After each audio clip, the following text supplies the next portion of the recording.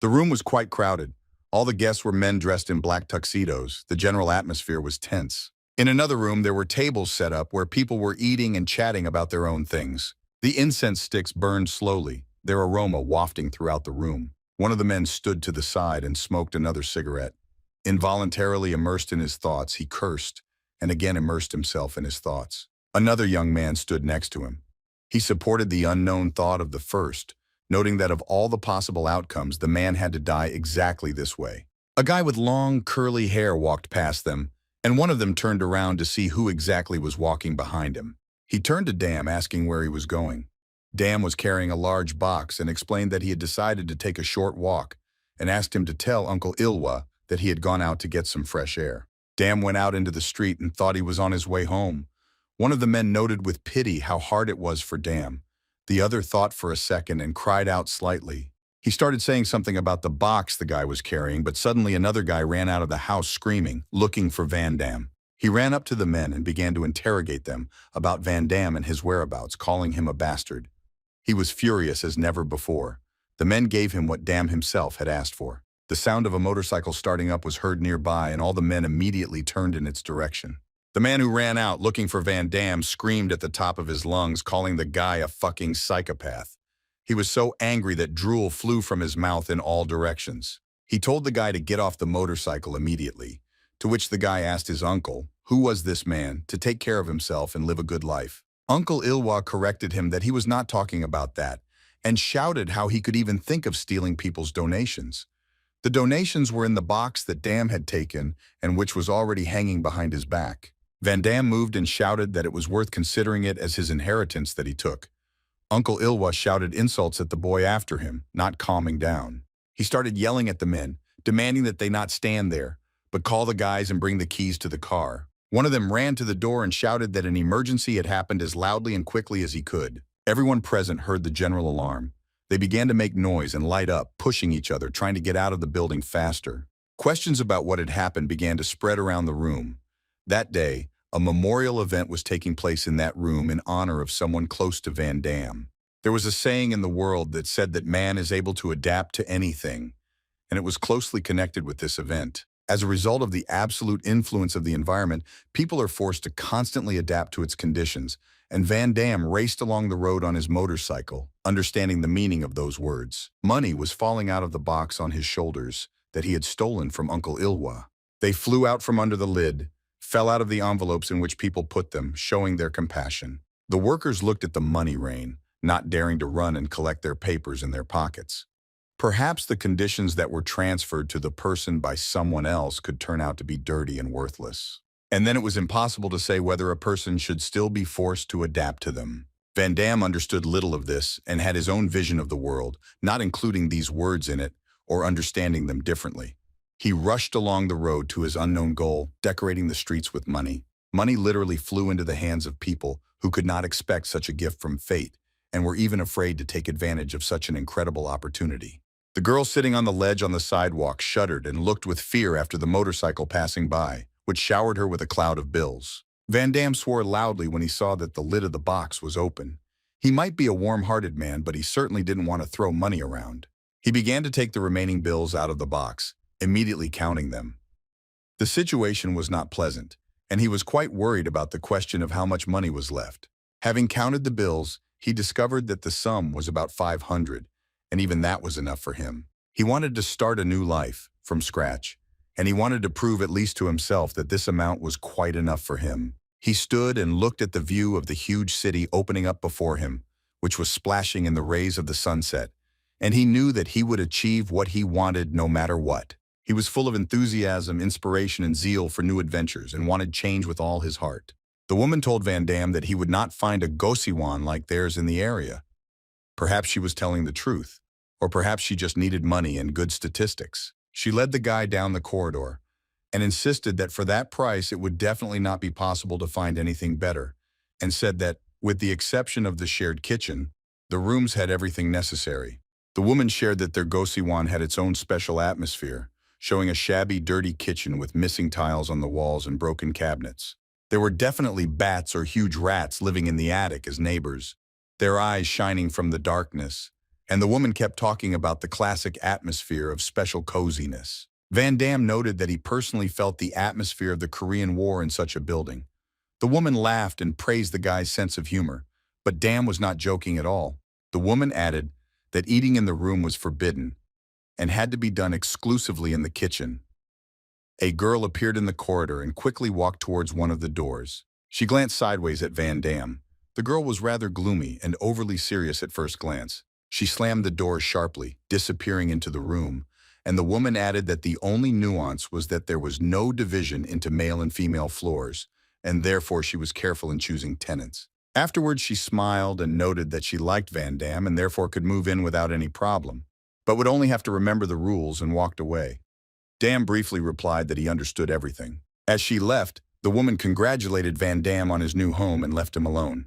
The first thing Van Damme did in his new home was plop down on the bed and exhale loudly with some relief. Van Damme put his hands behind his head and frowned, thinking about the current situation and the less-than-ideal start to his new life. He thought about the box that had opened on his way and the money that had subsequently become public knowledge, and then calculated the cost of rent from the remainder. Having received the result, he sat down, scolding himself because this was really not enough to start a new life, as he had repeated at the beginning of the journey, and now he was practically a real homeless person. Through the fingers of the hand covering his face, he glanced at the wall in front of him. With the money he had, he managed to buy a uniform, which turned out to be not so expensive, and this encouraged him a little. The phone was ringing with screams. Uncle was furious to learn that Van Damme had gone to Seoul and thought he had gone completely crazy. He was screaming so loudly that he had to move the phone away from his ear. Damme asked him not to scream until his eardrums burst and asked him not to call, assuring him that he would not return. Uncle insisted that the guy did not understand what kind of place he had ended up in and did not understand why this decision was not discussed with him. Van Damme noted that his uncle would have stopped him if he thought so and was not going to help him move anyway. The uncle tried to calm him down and asked how the boy was going to live. Van Damme reminded that he had taken donations with him, on which he would live, and it became clear to his uncle what kind of box he had taken with him. The guy announced the amount he had. A confused muttering came from the receiver. Van Damme explained that the lid had opened and the money had flown out, leaving only that amount.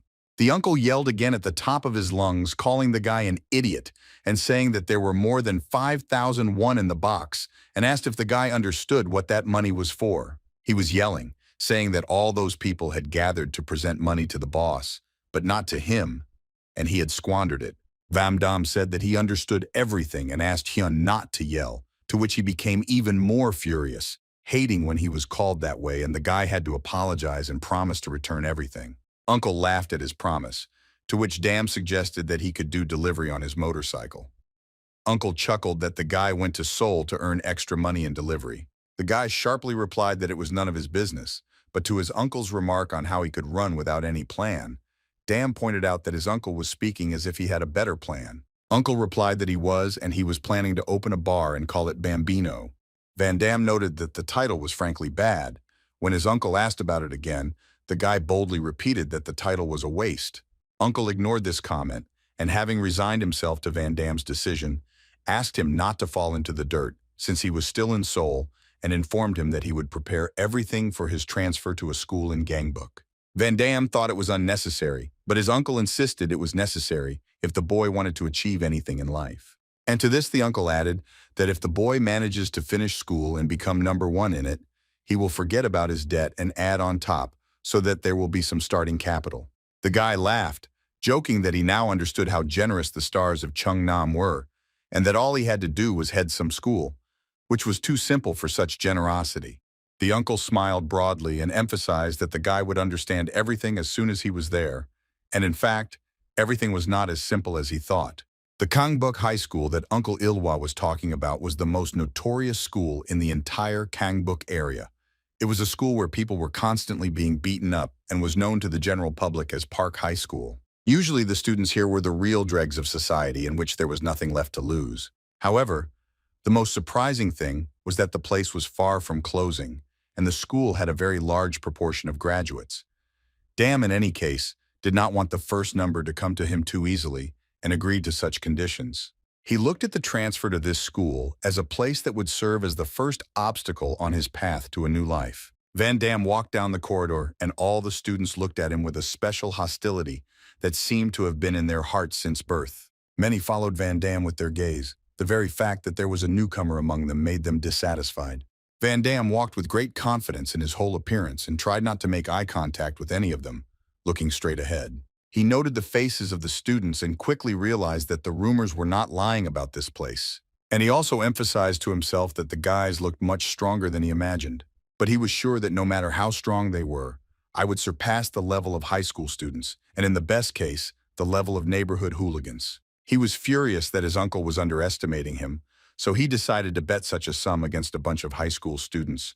But he thought that this was a great chance to show New Ilwa that compared to the punks, he was on a completely different level. Entering the classroom and looking around at those already present, he decided to make a statement that would make these monkeys shit their pants. He wished himself luck and welcomed himself to Park High School. The other students immediately began to murmur among themselves when they saw Van Damme at the door. Of course, they were interested in what Van Damme was like, where he came from, and they were also a little annoyed by how he opened the doors to their class. Van Damme calmly walked up to the table and loudly slapped it with his hand, greeting everyone present as shit-eaters. He gave his name and must have known that he came from Daejeon, and without asking questions, he suggested going straight to the main point. Leaning on the table with both hands, he asked who was the strongest among this class. He glanced at each of the boys, studying them carefully. He stopped at one of them, who had the imprudence at that moment to look back at Van Damme. Damme quickly appeared near his desk and glared at the guy. The guy didn't understand that he wanted him. Damme glanced at his notebook, in which he had previously written something. After that, he looked back at everyone else with the most dissatisfied and perplexed look. Some of the boys looked up from their books at him, looking equally confused. Someone was holding a book and reading. Someone was making some notes and calculations in notebooks. Van Damme growled something, looking at who was doing what, and the picture didn't come together for him. He yelled, asking what they were doing and how it was supposed to be understood. The guy sitting in front of him raised his head and asked if Damme really hadn't seen what they were doing, and explained that they were studying mathematical analysis, and emphasized that they had absolutely no idea what Van Damme was talking about. He began to threaten that if Van Damme interfered with him, he would have to deal with him, but at that moment, he received a strong blow that knocked him over along with the chair. Many in the class jumped up but remained in place, trying to first figure out what was going on. Van Damme continued yelling, clarifying that this was exactly what he was asking about. He didn't understand why they were studying because this was Pack High School, a hellish school where all they did was fight all day long. The students were outraged and angry at such an expression, asking what he was talking about and trying to find out what his rank was. Van Damme shouted that they were the only crazy ones here. They allowed him to be deceived, and he was not going to study in a zoo full of crazy macaques. The guy who was pushed off the chair by Damme noted that he did not choose his words. Van Damme ordered him to stop pretending and wanted a fight. A book flew into Damme's face, and he asked if the person who did this was forced to come to school under threat of death. The students were talking among themselves about how the newcomer had crossed all boundaries and decided to finish him off. Taking the book off my face, Van Damme smiled maliciously and noted that they were now speaking the same language. He suddenly grabbed one of the chairs standing nearby. With a sharp movement, he threw it into the crowd of students who were running towards him. The guys avoided the abandoned chair and continued to rush at Van Damme, bursting with anger. One of them approached Van Damme and called out to him, expecting him to turn to him. As soon as Van Damme turned around, the guy hit him with his fist, but Damme deftly dodged it. And then Van Damme fought back, hitting the desired target, which was the attacker's face. He groaned and began to fall to the floor. He cursed at him. This only made him angrier. Another student ran up to him with a new blow, simultaneously asking why Damme had started such a fight. Van Damme stood firm on his feet and stood his ground as the large student tried to tackle him to the floor. Van Damme's face was adorned with a creepy smile, which he shared with his opponent. The opponent only managed to evaluate the gift with great bewilderment in a few seconds. This was enough time for Van Damme to swing and hit him in the face with all his might with his fist. The blow was really strong, and the guy couldn't stay on his feet, losing his balance from the stun. He fell to the floor with a groan and a wheeze. The sound of his fall echoed throughout the classroom. One of the students emphasized out loud that some kind of nonsense was happening, and the newcomer was even worse than a psycho. Van Damme called out to the guy he had knocked to the floor with a blow, and the guy looked up at him, still lying down. Van Damme held a book about ethical thoughts in his hand. The lady asked the student if the book was his. He groaned and asked to stop and wait, but Van Damme did not hear his request. Dam immediately hit the guy in the face with this book, literally finishing him off, who had already lost the fight. From such blows, a student could easily get a broken nose and knocked out teeth. The others looked at this evil prank and assumed that the new guy really could be crazy to do such a thing. Van Dam threw the book on ethical thoughts to the floor and exhaled heavily. Wiping his face, he asked if anyone else wanted to stand up for their fallen comrade. He really did look crazy, and that scared him even more. There was silence in the classroom. No one could say a word. Everyone was shocked by what was happening and silently looked at Van Dam. Van Dam turned to the guy who was closest to him and asked if since he had stepped forward, he probably wanted to fight too.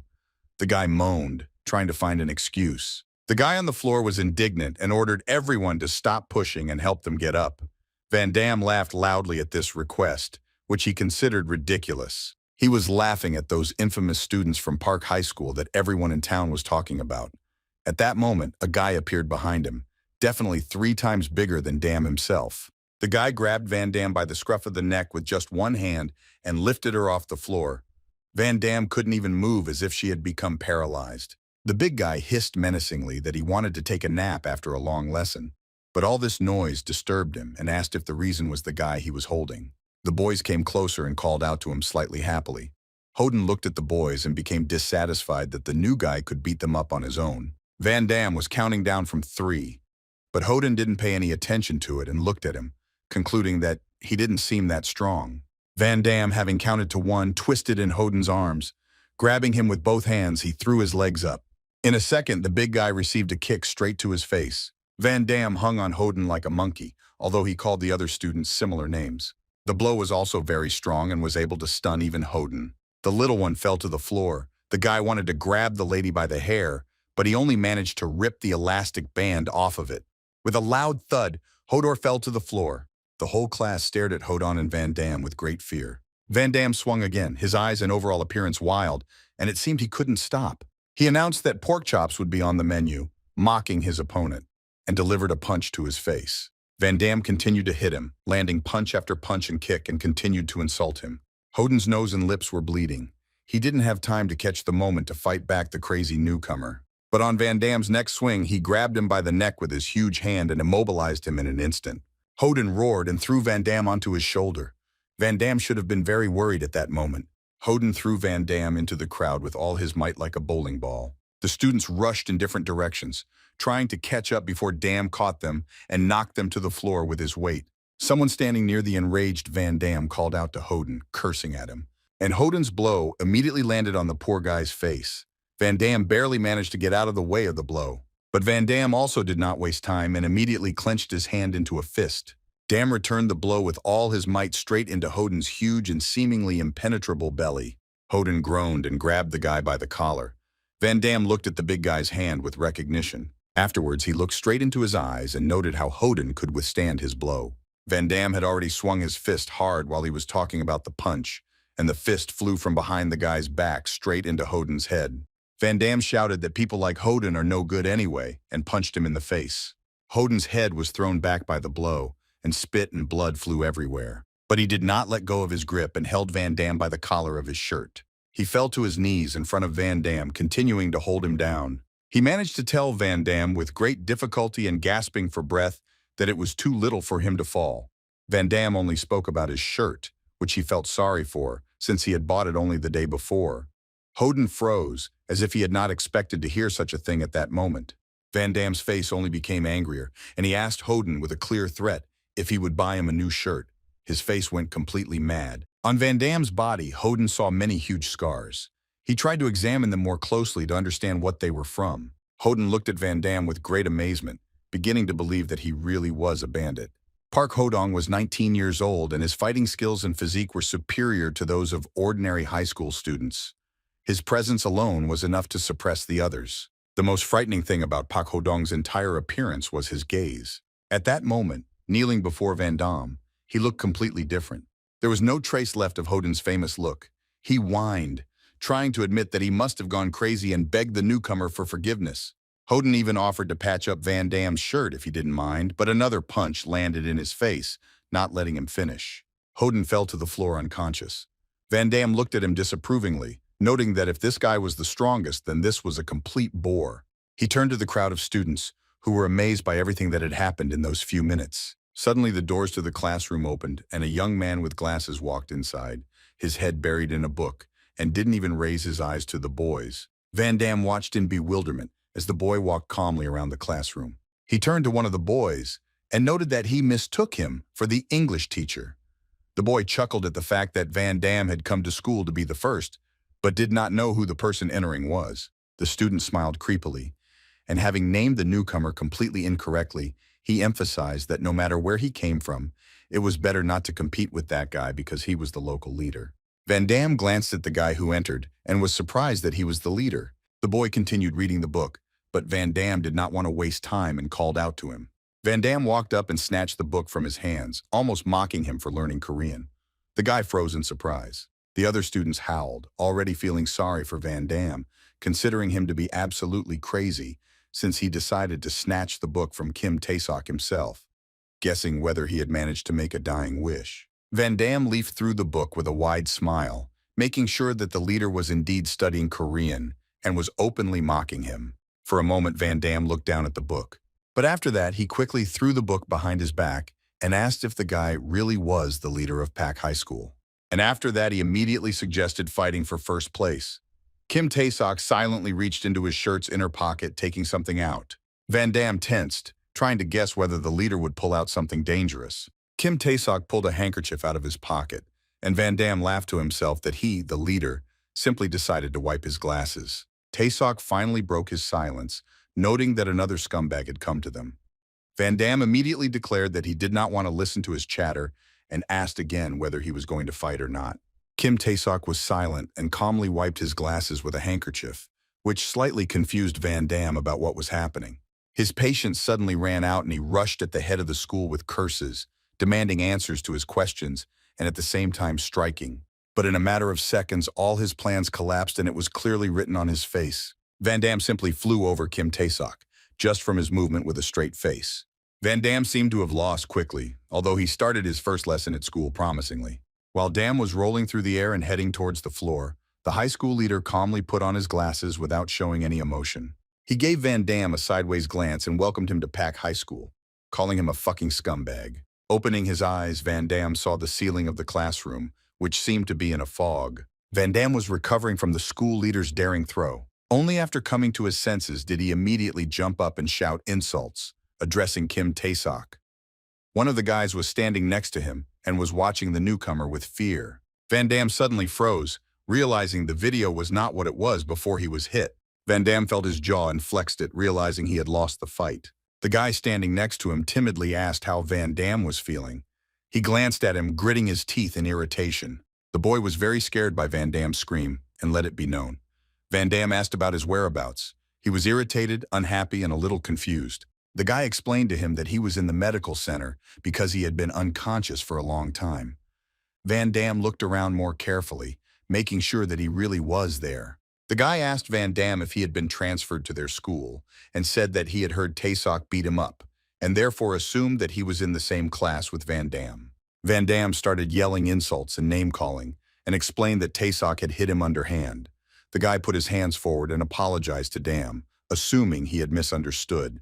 The guy added that Tasok usually attacked from behind and that's why he thought that way. But Vanam knew that he was the one who acted unfairly in that situation. The guy smiled and, having stated his name, extended his hand to Vanam, offering to be friends, since they were in the same class. Vanam looked at Song Shian with disdain. He also wore glasses and had plasters all over his face. Vanam was not eager to make friends and ignored the handshake. Song Siwan made it known that Vanam could ask whatever he wanted if he had any questions, assuring him that he was always up to date with the latest news. Vanam asked about Kim Tasok and whether he was really the one in charge, to which Song Shiwan slightly flinched and a frightened look returned to his face. Well, after that he immediately smiled broadly and assured that Kim Tasok was the strongest, and as a result, the main one in the school, and Vanam made him think about it. Song Shiwan said that the leader was a mix of Korean and African genes. He had incredible fighting skills and intelligence, which is why he was called Tyson, and the local employment system continued to function only because of him. Vanam suggested that he was called Tyson because of his boxing skills, but he was not entirely sure. Van Dam questioned the employment system, not understanding the meaning of this phrase, to which Song Shiwan was surprised, and came up with the idea that he transferred for this very reason. He explained that this was a special system at Park High School. The top 7 students would get jobs at one of the big corporations, so many transferred here. Van Dam interrupted the guy, asking whether the best students were selected based on the results of the exam, to which Song Shiwan confirmed with surprise that this was the case. Van Dam thought that Park School was a gathering place for hooligans, and asked Song Shiwan why he said that, since the school was full of geniuses. Song Shiwan stared ahead, completely confused by the newcomer's strange questions, and thought for a moment. Song Siwan noted that Van Dam was right about the large number of bullies, but the director got tired of it and came up with an employment system in an attempt to change things. But the local students were beyond any understanding of this innovation. It was dangerous when a student was asked about his rating. The students did not study in order to work for a large corporation. In some ways, this only increased their hostility towards each other. Such a reward turned the school into a place where the strong hunted the weak, and such a system only gave a precise definition of who was on which side. The situation worsened in many ways.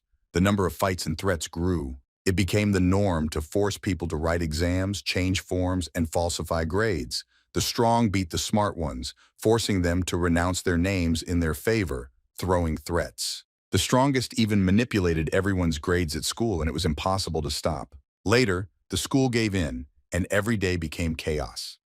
The principal was hounded by journalists to comment on the students' awakening to violence, but he always avoided answering. Song Siwan paused for a moment and added that after all this, Kim Tasok transferred to their school. At school, everything turned upside down. On the very first day, other students approached him, wanting to stand their advantage over him. There was a rumor that Tasok was somehow special, and this served as an instant mockery in order to prove the opposite.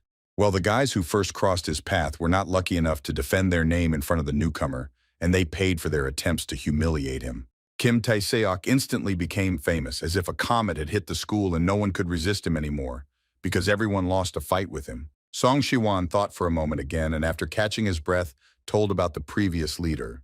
The entire school was shocked by such news, and Song Shiwan himself witnessed this truly historic event among the students of the school.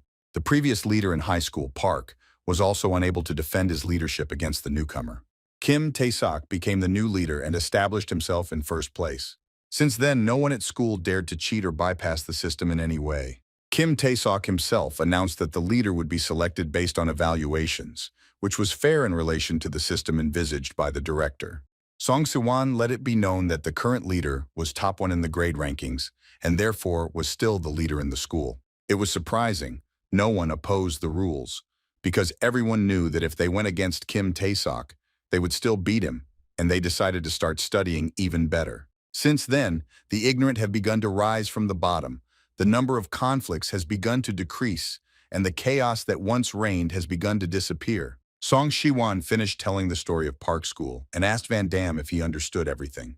Van Dam noted for himself that Song Shiwan was a good storyteller, and although everything was confusing, it didn't seem like he was lying. And suddenly all the puzzles in his head began to fit together into a single picture. He guessed that Gu Il-hwa sent him to this school for the opportunity to get a position in a large corporation. Van Dam asked again about the rules for becoming the leader in the school, to which he received an approving smile from Song Shivan, who confirmed that only the top 1 in the ratings becomes the leader. Van Dam firmly grabbed Song Shiwan by the shoulders, who became quite tense from such a gesture. He hissed about the 50 million won asking price and asked if he couldn't beat up a person for it. Song Shiwan didn't understand what the newbie was getting at. Van Dam started shaking the boy, saying that he had never studied a day in his life.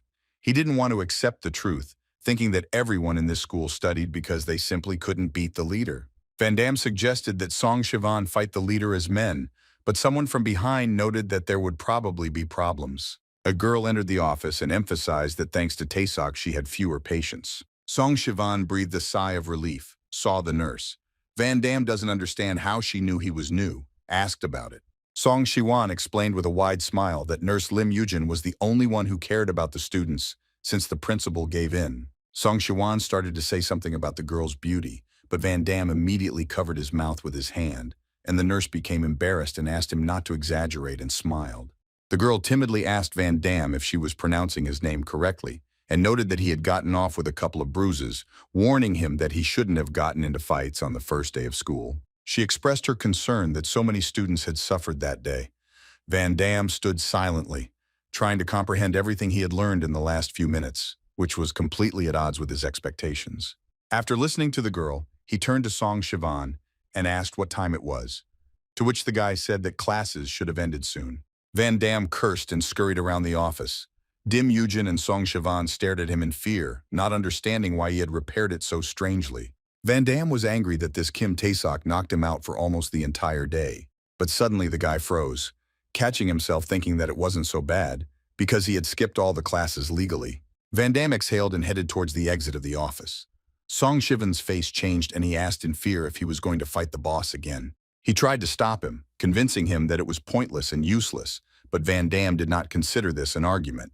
He turned around and emphasized that it was pointless for him to decide whether it was or not, and that he would only calm down when he broke Taisoku's glasses. A guy with a very tense face appeared at the door and told Vanam to get out, as a huge line had already formed because of him. He burst into the office and almost ran to the nurse, complaining that he felt sick, assuming that he was sick. The nurse smiled sweetly, greeting him as if he were a small child. Vanam turned towards the exit. I don't understand what line the guy named Jong Jin who burst in was talking about. There really was a long line in the corridor to the office. Everyone was making noise and defending their place, and when they saw Vanam, they became even more indignant at him as the culprit of the delay in the reception. Someone from the queue ordered him to get lost if nothing was bothering him anymore. Vanam did not like this at all. It was jarring to his ears. He shouted to the crowd that they needed plastic surgery, judging by their faces. One of the guys cursed, indignant that a newbie dared to speak about their cute faces like that. As Vanam left the office, he shouted that their faces looked like pizza crusts and that they made him sick. The crowd began to roar even louder, outraged by this behavior. Someone recognized Vanam and asked his friend if this was the guy who had fought with Tasok that morning, and he mumbled affirmatively. Vanam reached the right classroom and stopped at the threshold of the open door without going inside. He immediately found Tyson with his eyes and glanced at him. Most of the other students also stared at him. Vanam seemed confident, but many considered him a foolish upstart. He noted Tyson's creepy nickname and asked if he was going home in a less than friendly tone. Tyson remained silent and merely glanced sideways at Dame. Vanam, under the piercing gaze, approached Tasok closely and declared that they would fight first. There was laughter from the crowd that the guy had passed out with one blow, and indignation that after that he shouldn't have been in that place at all. Tyson turned to Vanam and asked again if he was serious about the fight, emphasizing that he didn't even know his name, and that everything was obvious from the previous conflict and the proposal was ridiculous. Vanam hissed that Tyson was simply scared and leaned his face closer to his, showing the seriousness of his words. Tyson silently headed for the exit, completely ignoring Vanam's latest antics. Vanam looked after him in bewilderment, continuing to hurl insults and claim that the head of the school was afraid of him. But Tyson walked silently to the door, not reacting to the manipulations. Then Vanam's eyes sparkled with some crazy idea. He asked Tyson if he should walk home with him until he spoke and followed him. Tyson turned around after all. Vanam stood up, putting his hands in blocks, and asked if the reason for refusing to fight was because of that nonsense about choosing a leader by ratings. Tyson stressed that this was a rule, not nonsense, and also stated that he saw no point in fighting when the outcome was already obvious. Vanam told Tyson to go to hell and continued to insist on a fight, saying that he didn't understand what the point was in choosing the main guy based on the ratings. Tyson told Vanam that he could see right through him, and he turned pale with displeasure, which he could barely contain. Tyson noted that Vanam wanted to get a job but did not study, and explained that such an era is long gone. He advised Vanam to study and not waste his time on such things if he wanted to get a job. Vanam rolled his eyes and said nothing. He thought to himself that work wouldn't solve his problems, recalling Uncle Gu Ilwa's screams. Kim Tae-seok concluded out loud that the newcomer understood everything, but when he turned around he realized the opposite. Vanam sent him away and began to warm up his hands, preparing for a fight. The other students prepared for the performance by taking advantageous spectator seats. Tyson, when Vanam asked if he would end it all here, indicated that the conversation was over and turned in the direction he wanted to go. He let the newcomer know that he had enough fools like him and all those like him were absolutely the same. After giving the advice to play gangsters at home, Tyson slammed the door loudly, disappearing behind it, leaving Vanam alone with his failed plan. One guy in the crowd suddenly said he couldn't stay away any longer, and Van Dam gave him a sideways glance. It was Hoden who insisted that if Tasok hadn't ignored it, Dam would have been in the medical center a long time ago, so he was showing off in vain, and it would have been better to shut up and study. Van Dam got furious and he returned to the scene, suggesting that he could beat Hoden instead of the leader, and ordered him to look him in the eye and try to make him soften. Looking at the guy shaking with fear, with cold sweat appearing on his face, Van Dam sighed and decided to go home too. Van Dam walked out of the classroom and looked down the corridor. He was surprised that Tyson had already managed to disappear from sight so quickly. Song Shiwan approached Van Dam from behind and suggested that they go home together. Van Dam noted with resignation that he had not yet left and asked why he was so friendly and turned away. Song Shiwan was indeed a very kind and smiling guy. And then the guy told Van Dam that he would like to be friends with a very strong person. Van Dam smiled broadly and noted with mockery that Song Shiwan at least had eyes, and noted to himself that he was still rather weak in compliments. They walked down the hallway together, and Song Shiwan asked if Van Dam had fought with Tasok again, and he stated that the leader had simply run away, advising him to study. Van Dam shared how the whole situation infuriated him, and assured that if Tasok hadn't caught him by surprise in the morning, he would have definitely beaten him up, but he simply underestimated the leader. Van Dam continued to complain about Tasok forcing him to study, but he himself beat children and clarified his case with a classmate, calling him Simmons. Siwan tried to correct him, but Dam did not see any difference. Van Dam wondered out loud whether he should have attacked from behind or teased him more so that he wouldn't look so pathetic if something happened. Siwan thought Van Dam already looked pathetic. Van Dam scratched his ear, wondering what else he could say to cure Kim Taesok. Song Siwan looked up at him, completely confused about his new friend. He decided to ask directly why Van Dam needed to become a leader, if he didn't need a job, and what 50 million won he was talking about earlier. Van Dam really didn't want to talk about it, at least because it was hard to explain, and he made excuses, saying that the story was very long. Siwan asked about Van Dam becoming a leader without studying, and he asked if it wasn't obvious since he had already said that he couldn't study. Siwan responded by saying that he was glad that the leader was Tasok, which caused a mixed reaction from Van Dam. Siwan explained that when Park High School was mired in violence, weaklings like him had a hard time. He immediately became serious, which Van Dam noticed. Siwan expressed that thanks to Tasok, he was able to go to school like everyone else, but it would be bad if Van Dam disregarded the rules and gained dominance for himself. Siwan was sure that the school would go back to the way it was, a place where fighting would be the norm again, and he found it disgusting. He said that he would not support someone who wanted to take everything back, and immediately saw Van Dam's hand rising and decided that he would beat him. Siwan immediately began to apologize for saying something that was not necessary, crying, afraid that he was about to get hit on the head. But Van Dam's hand fell lightly on his head, ruffling his hair a little, which left Siwan slightly puzzled. He looked up at Van Dam, who assured him that he hadn't thought about it. There was a certain regret in his words. Van Dam briefly thanked Siwan, his mood changing greatly. Van Dam thought that it was true. It was unlikely that Gu Ilhwa sent him to this school to fight, and said it out loud. Siwan noticed how Dam had changed abruptly and watched him with fascination. Van Dam began to think out loud that it was better to beat Tasok in a fight and in studying, noting that he had never studied before, but it should not be difficult. Siwan immediately smiled broadly, assured that Van Dam was right, and some were learning quickly, and asked if he had already received the textbooks, becoming very excited about the idea. Van Dam reminded that he had been in the medical center since the morning and had no time to receive them. Siwan's gaze hovered on the guys who had suddenly approached behind Van Dam, and he thought only of them. Immediately, a strong blow fell on Siwan, and he groaned and fell to the floor. One of the people approached reminded Sun Siwan of the previous warning that if he saw him again, he would definitely beat him. Van Dam tried to understand the situation by watching his new friend and the guys. The boys turned to him asking if he was the new guy who had transferred in today. Van Dam turned to them expecting the worst or wishing for it. The guy introduced himself as Kim Gawan and pointing his hand at his partner called him Park Da-hee. They noted that they heard Van Dam fighting with Tasok and beating up Park Hodong. Van Dam stood silently in front of them, waiting to see what would happen next. At that time, Siwan was crawling on the floor looking for his glasses and heard the guys asking V Dam to go with them to talk about something. He had difficulty understanding who was standing where, but he strained to eavesdrop on the conversation. Siwan quickly changed, becoming a bullied boy, and his former smile disappeared as if it had never been there. Siwan froze as Van Dam walked up to him and put the glasses on him, agreeing with the boys. Adjusting his glasses, Van Damme decided to go and find out what the guys wanted to talk about. Shiwan watched as the boys and Van Damme walked further down the corridor. They didn't want to tell Van Damme where they were taking him, so he sent them away, but continued walking. Watching them, Shiwan guessed to himself that the school would change again as much as it had after Tasok's arrival. The guys took Van Damme into some dirty room and said that they wouldn't beat around the bush. They explained that they came here on orders from Joe Yona, the previous leader of the high school.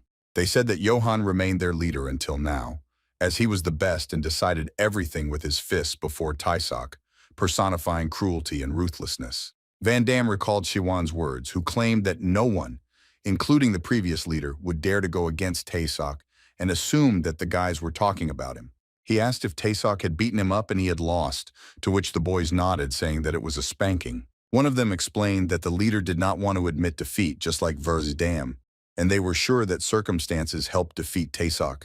The boys noted that Van Damme probably didn't like the way things were set up at school at that time, just like they didn't. They wanted to return everything back to how it was before Tasok's rule, and wanted to overthrow him so that everything in Park High School would return to normal.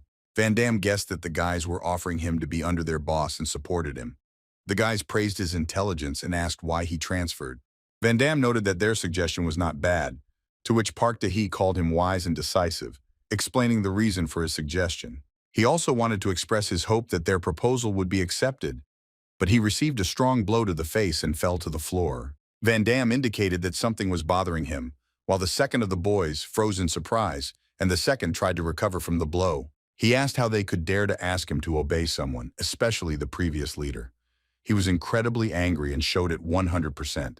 He stated how angry they had made him and assured them that an ambulance would take them home. The guys just laughed at Van Damme and his threat to call an ambulance. Kim Ga-woon stood up and, wiping the blood from under his nose, declared that they were not such losers as those whom Damme had beaten up in the morning. Van Damme looked at Kim Ga-woon suspiciously, not really believing his words. Park Tae-hee immediately attacked him with his fists and did not miss, as Van Damme had assumed. Van Damme staggered slightly from the blow and staggered back, trying to regain his balance. Kim Ga-woon urged his friend to grind the newcomer into dust. The guys immediately rushed at him, being completely confident that this fight would end quite quickly. But they didn't know who I was dealing with. Van Damme slightly lunged on the spot, preparing a kick. As soon as the guys ran up quickly enough, he hit them both with one blow. Kim Ga-woon and Park Tae-hee did not expect this from the newcomer at all, and writhing in pain, they looked at each other, expressing amazement and to some extent fear on their faces. Park Tae-hee grabbed his nose to stop the blood from splattering and glared at Van Damme. Kim Ga-woon started coughing and turned away from everyone, trying to regain consciousness. Without wasting time, Park Tae-hee rushed at Van Damme again, wanting to knock him down. Damme jumped back with cries of indignation. Where was Tae-hee going? He braced his foot on the asphalt to stop himself from falling and began to struggle against the force of his attacker. Park Tae-hee could only push Van Damme slightly. He was strong and held firm under pressure. Park Tae-hee noted how strong Van Damme's legs were and groaned, and asked where he trained them. Van Damme shouted a curse, noting that he did not know where to pump up his legs, and at the moment having the opportunity to strike, he did so. Behind Kim, Gavin had already come to his senses and pulled out a strong stick from the tank. Van Damme saw this and tensed up, because it was harder to defeat the opponent with any weapon. Gavin rushed at him, swinging a wooden stick over his head. Hitting Van Damme with the stick was a mistake, as he blocked the blow by putting his bent arm in front of him. Without wasting any time, Van Damme used his other hand to punch Kim Ga-woon in the stomach with such force that he doubled over and staggered back, losing his balance. He immediately put his hand in front of himself, surrendering, since Van Damme had hit him in the ribs and he no longer wanted to continue this conflict in this direction. But Van Damme could no longer be stopped. He flew up to Gavin and grabbed him firmly by the hair and forcibly pulled his head towards himself. Kim Ga-woon wanted to repeat that he was giving up, but Van Damme's fist was already flying towards his head. Having dealt with the guys and shown that it was better not to deal with him, he gave them a little time to catch their breath before talking. Van Damme sat on a chair and asked the guys kneeling in front of him, "I can't return everything to school the way it was when everything was decided by force," and they nodded affirmatively. Van Damme was dissatisfied with such an easy answer and emphasized that he could kill them just as easily. Park Tae-hee, calling him sir, agreed and lowered his eyes to the floor. Van Damme noted for himself that not everyone agreed with Kim Tasok, but apparently he was still very influential, since they were secretly preparing a rebellion against him. Kim Guwok asked Van Dam if it would be better for him to join them and achieve what he wanted together. Noting that Van Dam wanted to become the leader, he claimed that the best solution was to team up with Jo Johan against Kim Tasok and then get rid of him. Van Dam was outraged that they were suggesting that he go after Jo Johan and start a war, doubting that this is what he wanted. Van Dam turned around abruptly and said that he was going home because he had a lot to think about. His appearance and departure were always unexpected, and this time it also left the guys feeling confused. The guys thought that they had offered quite realistic conditions and did not understand whether Van Dam did not like group wars or was simply under someone. For them, he was too unpredictable. But most of all, they were interested in who he really was and where he got so much audacity and strength from. The next day, Van Dam went to school again. The class was quite quiet, and the teacher was writing some problem on the board, informing them that they were moving on to the next page of the textbook. The class was quiet, but everyone's eyes were glued to Van Dam, more or less ignoring the teacher's explanation. Few of those present were not interested in the appearance of a newcomer in the class after the loud showdowns the day before. Van Dam, ignoring the sidelong glances, listened attentively to the teacher and tried to write something down. The students couldn't believe their eyes that versus Dam, who had gotten into a fight all day yesterday, was sitting and trying to study, and thought that their leader's physical therapy had worked for him after all. Sun Si-wan looked at Van Dam with some pride.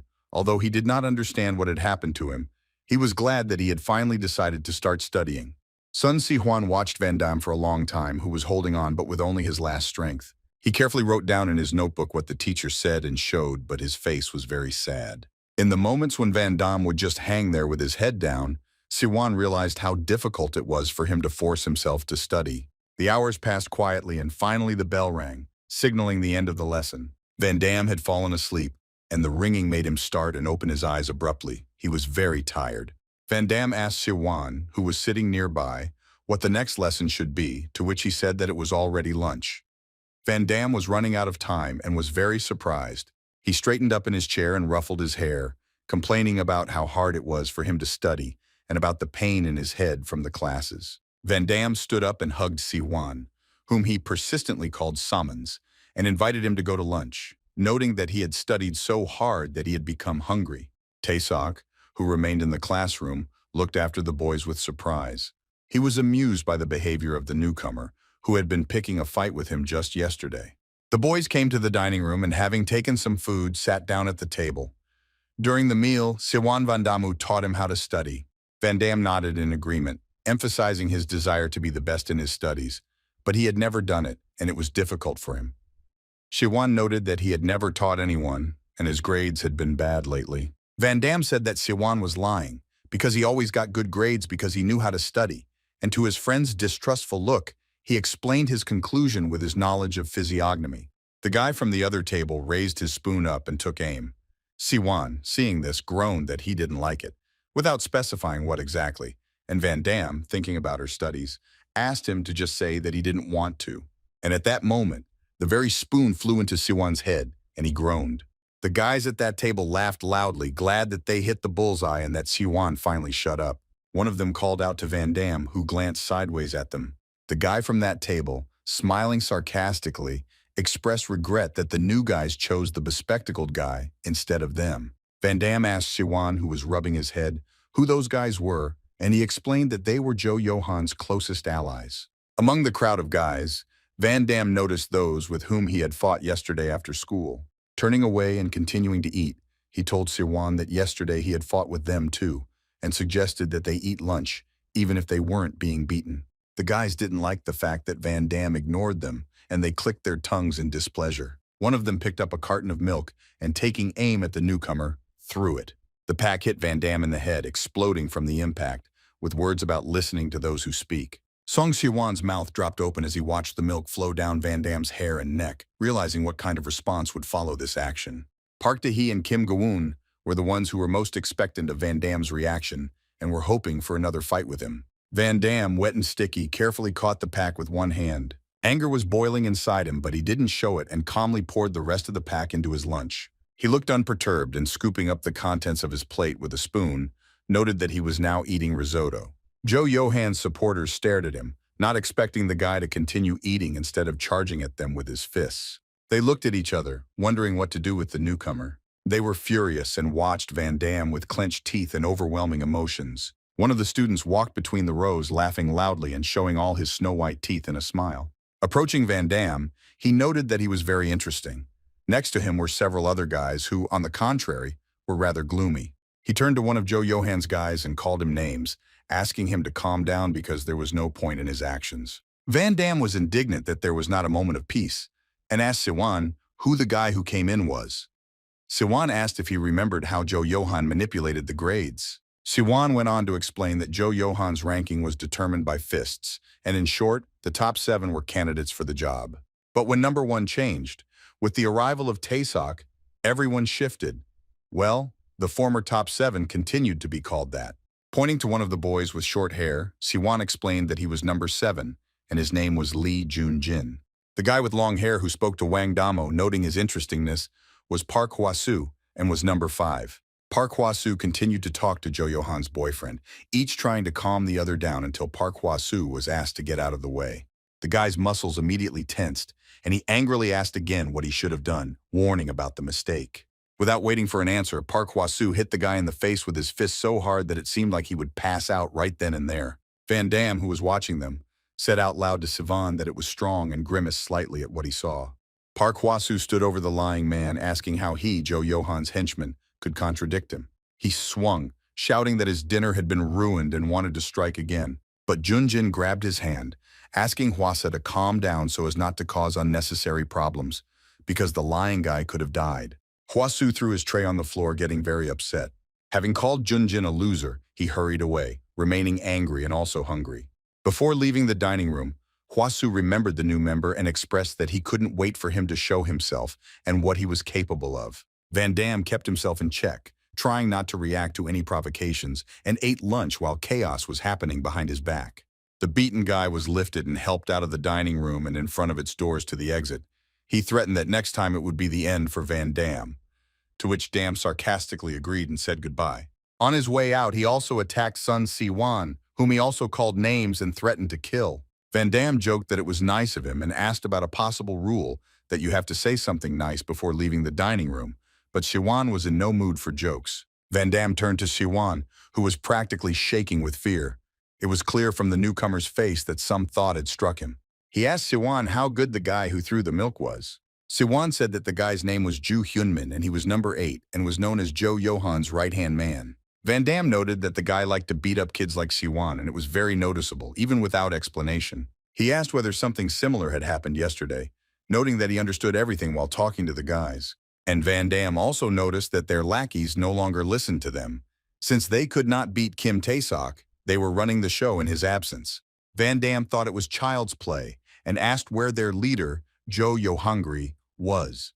Si-wan said that the leader had been suspended and was no longer attending classes. To Van Dam's surprised and confused face, Si-wan stated that it was difficult to explain because something happened during the fight with Kim Tae-seok. Van Dam asked if Si-wan meant to say that the school, which didn't care that students fought every day, suspended the leader, and Si-wan explained that things were so bad that a normal punishment wasn't enough. Si-wan will start talking excitedly about how the leader was supposed to return soon, and Ju Hyunmin might try to get attention for now. Van Dam tried to piece the picture together, listening to Si-wan's concerns that if Jo Yohangri suspected something, he might do something worse without thinking. Van Dam closed his eyes with pride and declared that if anything happened, he would teach him a good lesson, which made Si-wan immediately freeze in place. Van Dam did not understand the guy's surprise and reminded him that milk had been thrown at him too, and he was offended. Van Dam set a condition that Si-wan had to help him with his studies, which made him worried again and started repeating that he had not been studying well lately. Van Dam was delighted that Si-wan had even higher grades, and putting his hand on his shoulder, noted that even with such grades, he was above average and asked if he was already a higher rank. Si-wan asked him not to say that Van Dam only tolerated the milk for this reason, to which he laughed slyly. Van Dam smiled and assured him that if Si-wan taught him how to study, he would take care of the rest himself and offered a small deal on these terms. The offended boys of Jo Johan with the radio operator in the yard and discussed the current situation in the canteen. They hated Park Hwasa and dreamed of how they would beat him up one day, regretting that Jo Johan wasn't in school. They also remembered the new guy who asked Siwan to teach him and apparently decided to follow the rules and decided that he should also be beaten for this reason. Kim Ga-woon stated that Van Dam was not easy to handle and everyone stared at him, not understanding what he meant. He reminded that everyone who ran into him lost, and besides, having talked to him, he was aware of everything that was happening. One of the guys was surprised that they wanted to leave him alone, because it would be annoying if their opponent walked under Kim Tasok. Park Da-hee laughed and asked him to leave the newbie alone and just do his job without paying any attention to him. He believed that it was necessary to beat up the nerds and have fun with them as always, but more harshly than before. Siwan tried to interrogate Van Dam why he needed to become top 1, noting that he had ignored this question yesterday. Van Dam emphasized that he simply asked to teach him how to study and not to ask questions. Siwan shared with Van Dam that he felt like he didn't care about his job, and as soon as Van Dam grabbed him by the shoulders, he asked him not to answer if he didn't want to. Looking at Van Dam's serious face, Siwan explained that he just wanted to know before they started studying together. Van Dam recalled the conversation with his uncle last night.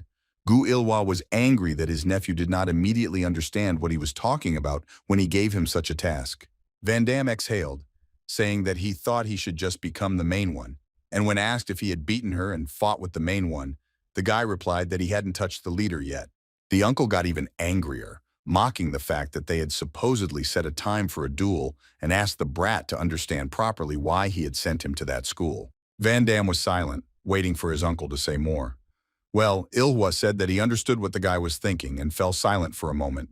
Uncle changed his tone and said that duty was duty, but it was time to put his thoughts in order and clean up the mess after himself like a real man. Gu Ilhwa asked Wang Dam to live properly since he was already alone. Wang Dam sat on his bed in his dorm room and tried to accept his relative's words. And sitting at the table with Siwan, he hesitated before telling anything resembling the truth. He said that he had opened his own business, but ended up in debt, which had already shocked Siwan, who seemed to have no serious interests other than school. Van Dam assured that the money was not much, somewhere around 50 million won, which seemed like a huge amount to Siwan, and added that one of his relatives agreed to pay him on the condition that he would become top 1. Siwan looked at him with strange, trying emotions. He was shocked by everything Van Dam had said, and also by his relative who could pay such a sum. Siwan asked what Van Dam would do once he achieved his goal, to which the guy replied that it was obvious. Van Dam thought for a moment and frowned, while Siwan humbly waited for an answer. Van Dam said that he would leave school immediately, but Siwan could not understand how he could do such a thing. He noted that Van Dam was most likely sent to this school because of his work, and he should not have left. But Van Dam did not care about the work because he would no longer need it. Van Dam preempted Siwan's conclusion by saying he wanted to become top 1 because it was tantamount to becoming the leader. And while Siwan was digesting the information he had received, he asked him whether he was going to teach him or not. Siwan confirmed without objection that he agreed, but asked for one favor other than teaching a lesson to Ju Hyunmin and the others. Van Dam laughed, but suddenly stopped and stared at his friend. Siwan explained that there was an unspoken rule at Pak High School. Van Dam listened attentively, frowning. The rule was to follow the rules of the current leader. Van Dam thought it was easy since there were similar rules everywhere, and asked Siwan what he should do. Siwan asked to get rid of the employment system when Van Dam becomes top 1 and gets some power over the school. Van Dam's eyes widened even more when he heard this.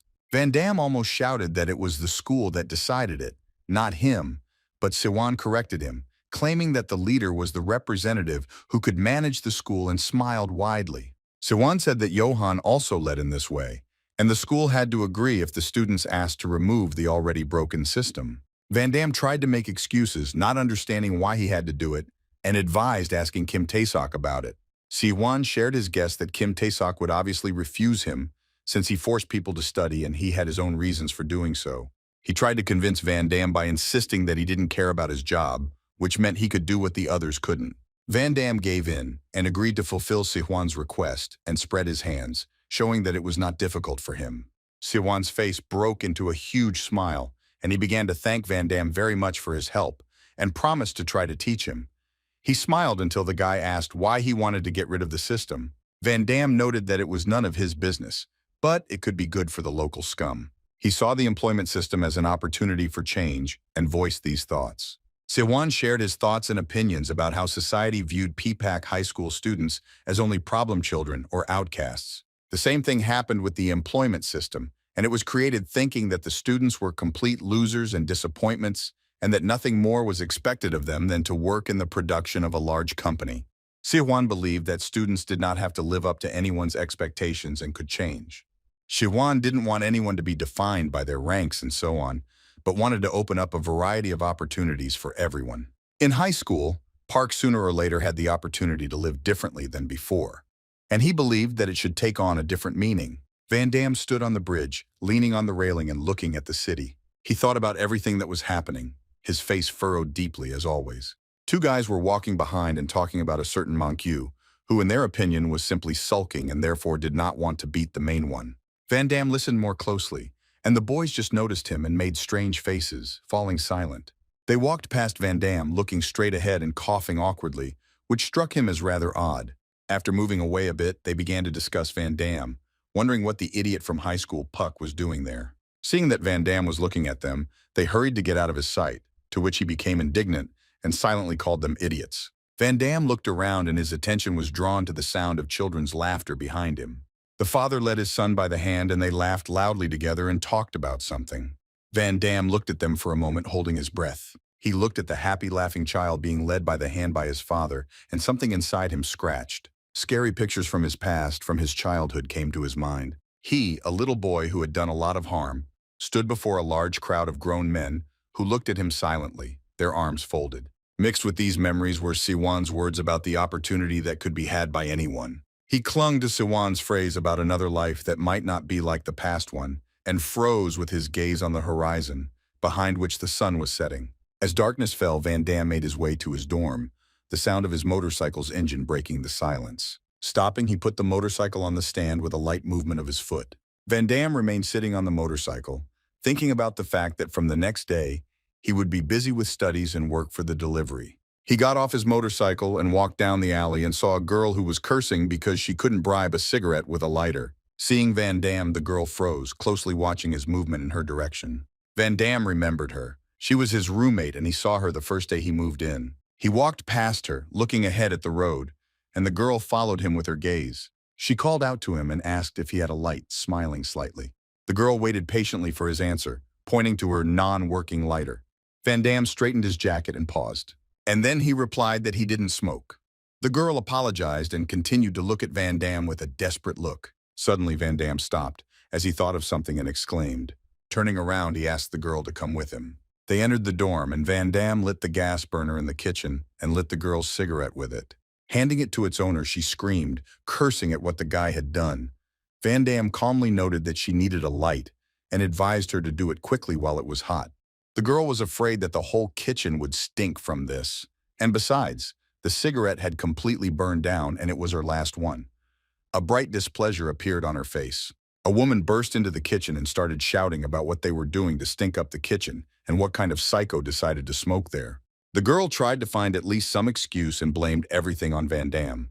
Van Damme stood with his nose covered by his hand and pointed his finger in the direction of the girl, claiming that she was the culprit. The girl looked at him and became upset, thinking what a bastard he was. The woman pounced on the girl, scolding her for such an act, saying that she had completely lost her mind, and then abruptly switched to her lips and asked what she was painting them with. Van Damme headed for the exit of the room, wondering how the girl could have guessed to smoke by the door. The girl saw the guy leaving and screamed, telling him to come back.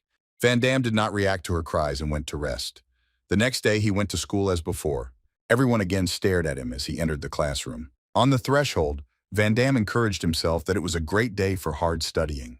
Walking into the classroom, he addressed Siwan as usual, mispronouncing his name, but noticed that he was not there. There were no things by the desk, and Van Damme wondered where it could have gone since early morning. Van Damme felt someone's gaze on him and turned around suspiciously. The short guy asked Van Damme if he was new. Van Damme grabbed the guy by the shoulders and almost shouted that he was exactly like Siwan, but without glasses, and asked if he was his double and where Siwan himself was. The guy was very scared and blurted out that he was Siwan's friend. Van Damme didn't find it surprising, but he didn't let go of his grip. The guy said that Siwan was in the hospital and Van Damme's face immediately changed. He was worried, although he tried not to show it. The guy said that yesterday they were supposed to meet after school, but no matter how much he waited for him and looked for him afterwards, Siwan never showed up. And after the guy managed to find out that Ju Hyun Min beat him up with his people, and Siwan asked not to tell Van Dam about it. But the thing was that Siwan was very badly hurt, and his friends simply could not keep quiet about it. Van Dam immediately went to see him in the hospital. Siwan was lying on the bed with a plaster cast on his nose and arm covered in abrasions, and when he saw Van Dam at the threshold of the ward, he pressed himself into the bed. Van Dam approached him and began to ask what had happened, but Siwan was so confused when he saw him that he could barely string his words together. When asked how Van Dam got to him, he replied that he simply got on a motorcycle and came and again repeated the question about the reason for this condition. Siwan smiled awkwardly and looked away, asking not to worry, explaining that he simply fell down the stairs. Siwan tried to assure him that everything was fine and the doctors had allowed him to return to school tomorrow, but looking at his friend's cast and knowing the story from other words, Van Dam was seething with anger before his eyes. Van Dam let it be known that Siwan's friend had told everything and asked about Hyun Min. Siwan blinked his eyes in silence and confusion. Van Dam also noted with displeasure that Siwan had asked not to tell anyone about this. Siwan only apologized in response for promising to teach him to study, but now he was in the hospital. Van Dam frowned and glared at Siwan. Van Dam closed his eyes tightly and sighed, saying listen, that he didn't understand why Siwan was apologizing. He sat down on a chair near the bed and started talking about how everyone was talking about studying and the like. Well, things like what happened to Siwan continued to happen. He found it funny that the boss didn't care about it and was very angry. Siwan listened to him silently, burning with shame and guilt. Van Dam called out to Song Si-hwan, asked him to allow him to ask a question, and asked whether he still thought that getting rid of the employment system would change anything. Van Dam hinted that the idea was nonsense and little could change. Siwan remained silent.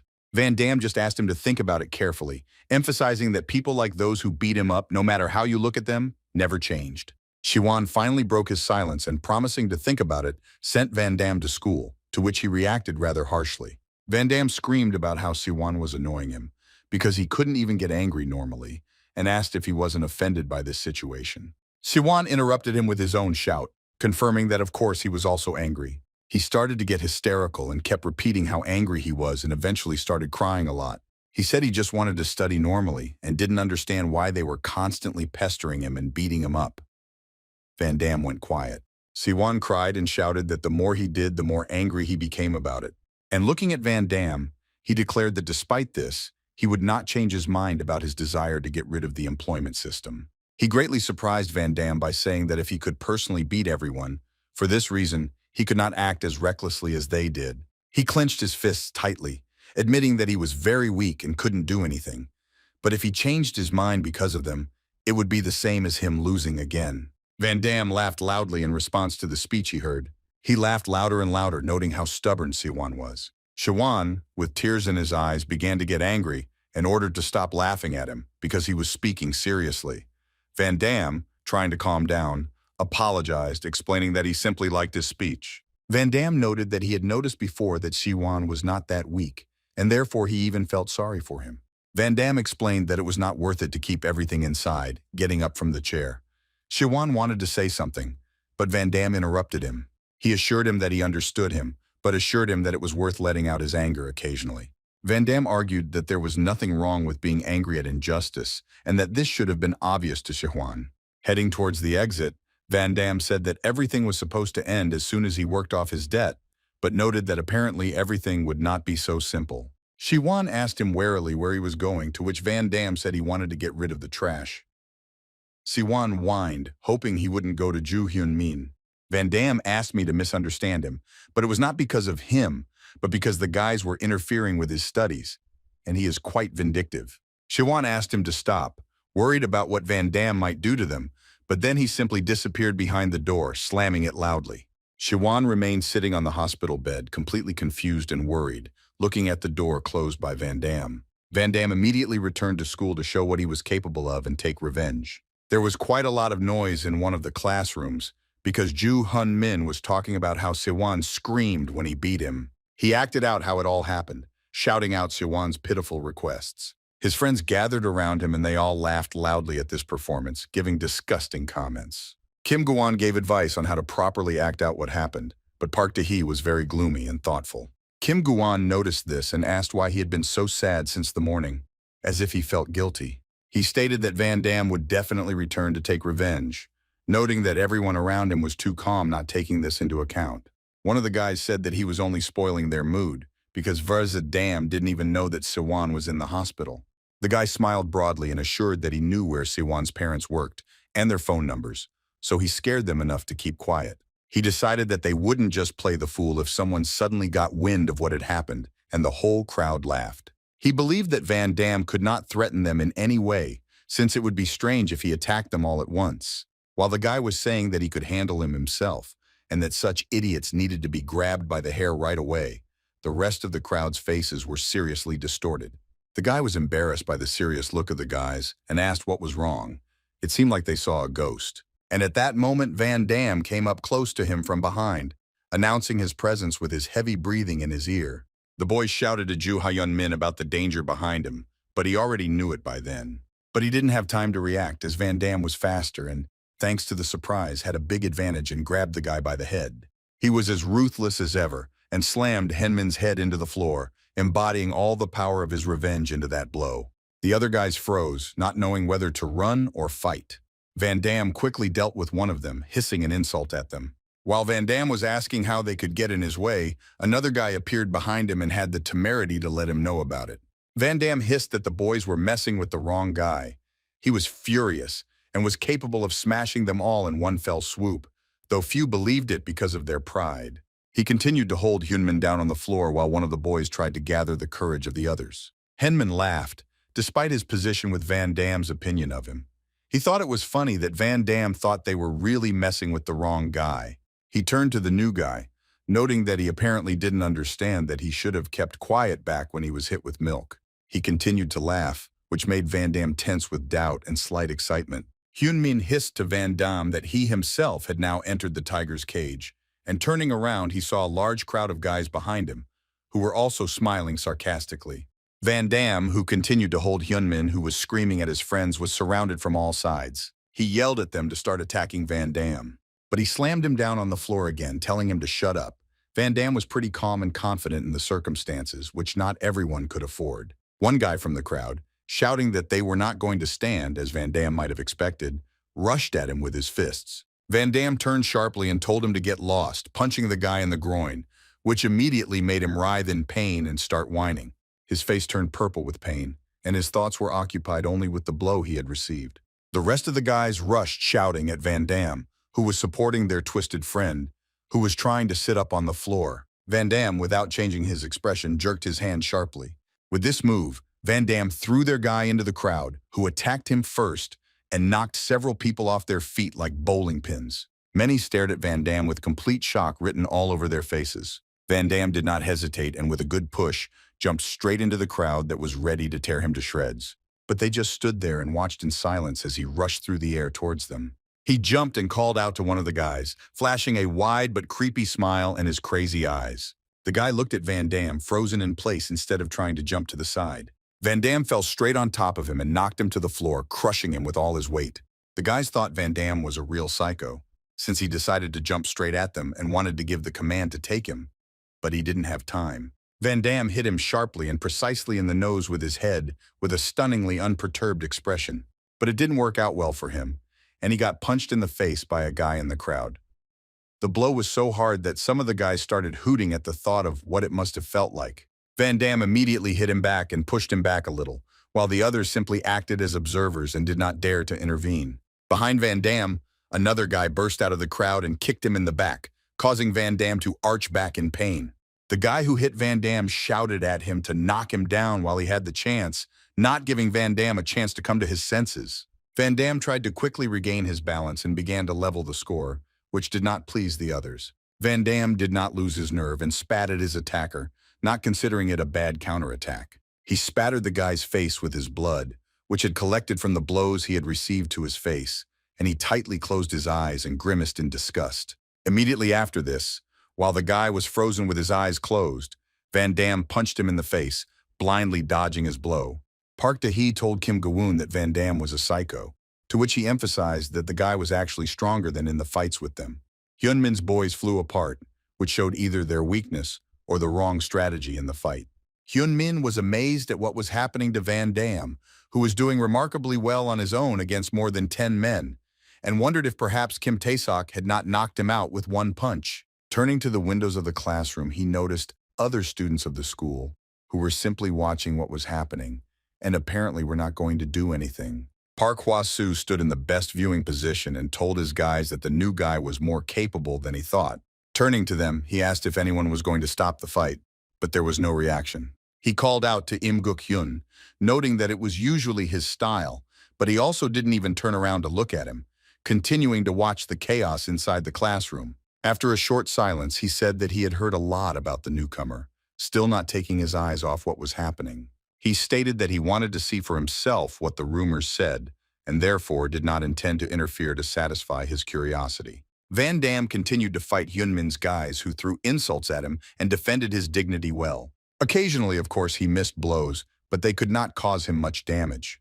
Once again, one of the guys suddenly approached him from behind. One of Hyunmin's men was also rushing ahead of him, and only Van Damme jumped to the side. One of them fired a fist at his own man, not having time to stop. Van Damme grabbed one of them firmly by the hair and lifted him up slightly. And then he grabbed the second one, doing the same thing and happily commenting on his actions. Van Damme smiled creepily and ordered the two to come together and kiss, trying his best to humiliate them and push them back to their places at the bottom of the chain of influence. He slammed their faces together like puppets. While holding the boys back, who were groaning in pain and trying unsuccessfully to break free and get away, Van Damme heard heavy footsteps behind him. Park Tae-hee suddenly jumped up to Van Damme from behind and grabbed him under the shoulders, blocking any movement with his hands and notifying that this was revenge. This did not make it any easier for the guys who had to be released. Immediately, one of the crowd ran up, praising Park Tae-hee and asking him to continue holding Van Damme tightly, happily preparing to give him a good beating at such a good opportunity. Van Damme sent the guy away and pushing off the floor with his feet and hanging in Park Tae-hee's arms, he hit him with both feet, throwing him far back. He turned his head towards Park Tae-hee's face and called him a bastard, expressing all his hatred in one look. Van Damme swung his leg, first bringing it forward strongly.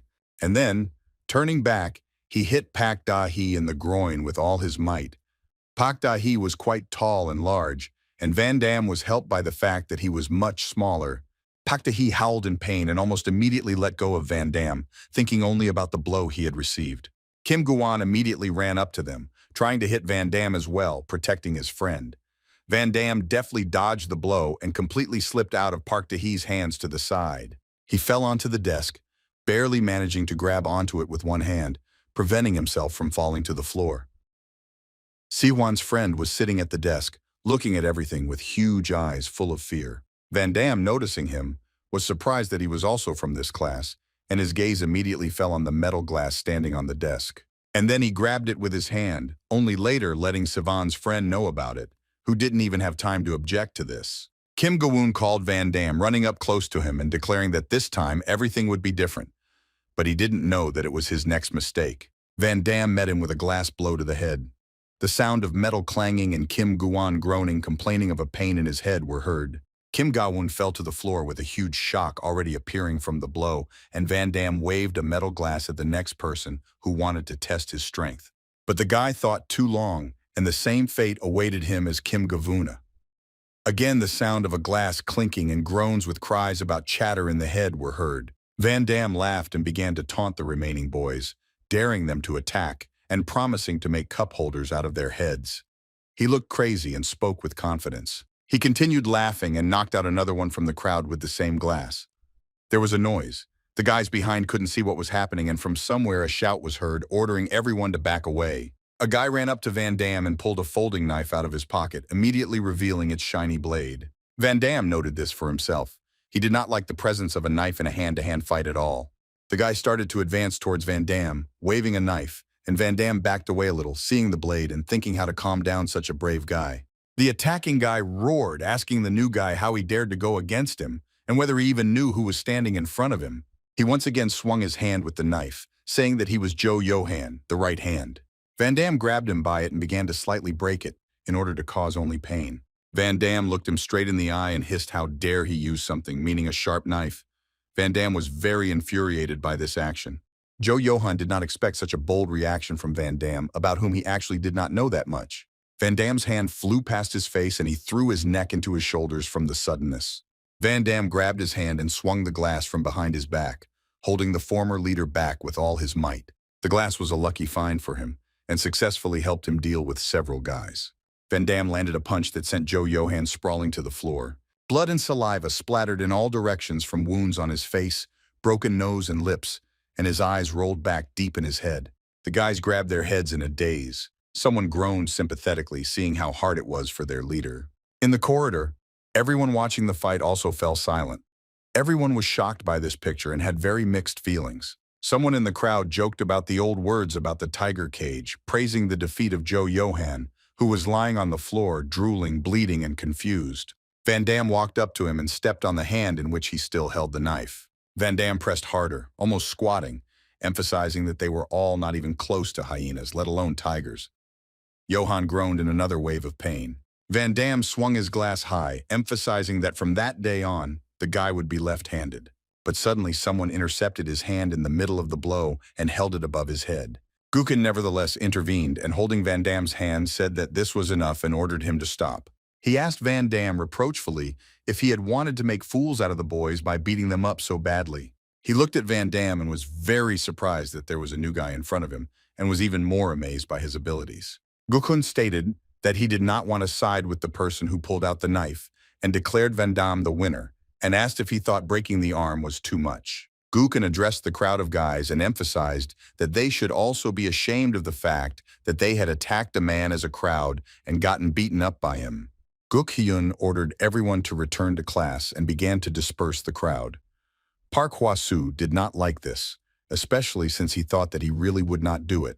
Van Damme, freeing his hand from Guken's grip, sarcastically noted that he imagined himself to be a teacher and got to the bottom of who he was. The guy asked Van Damme's name and introduced himself as Im Guk-hyun from the 3rd grade. Gukchin noted that Van Damme had been talked about a lot. Van Damme suddenly swung and hit Joe Johan in the face again while he was lying down.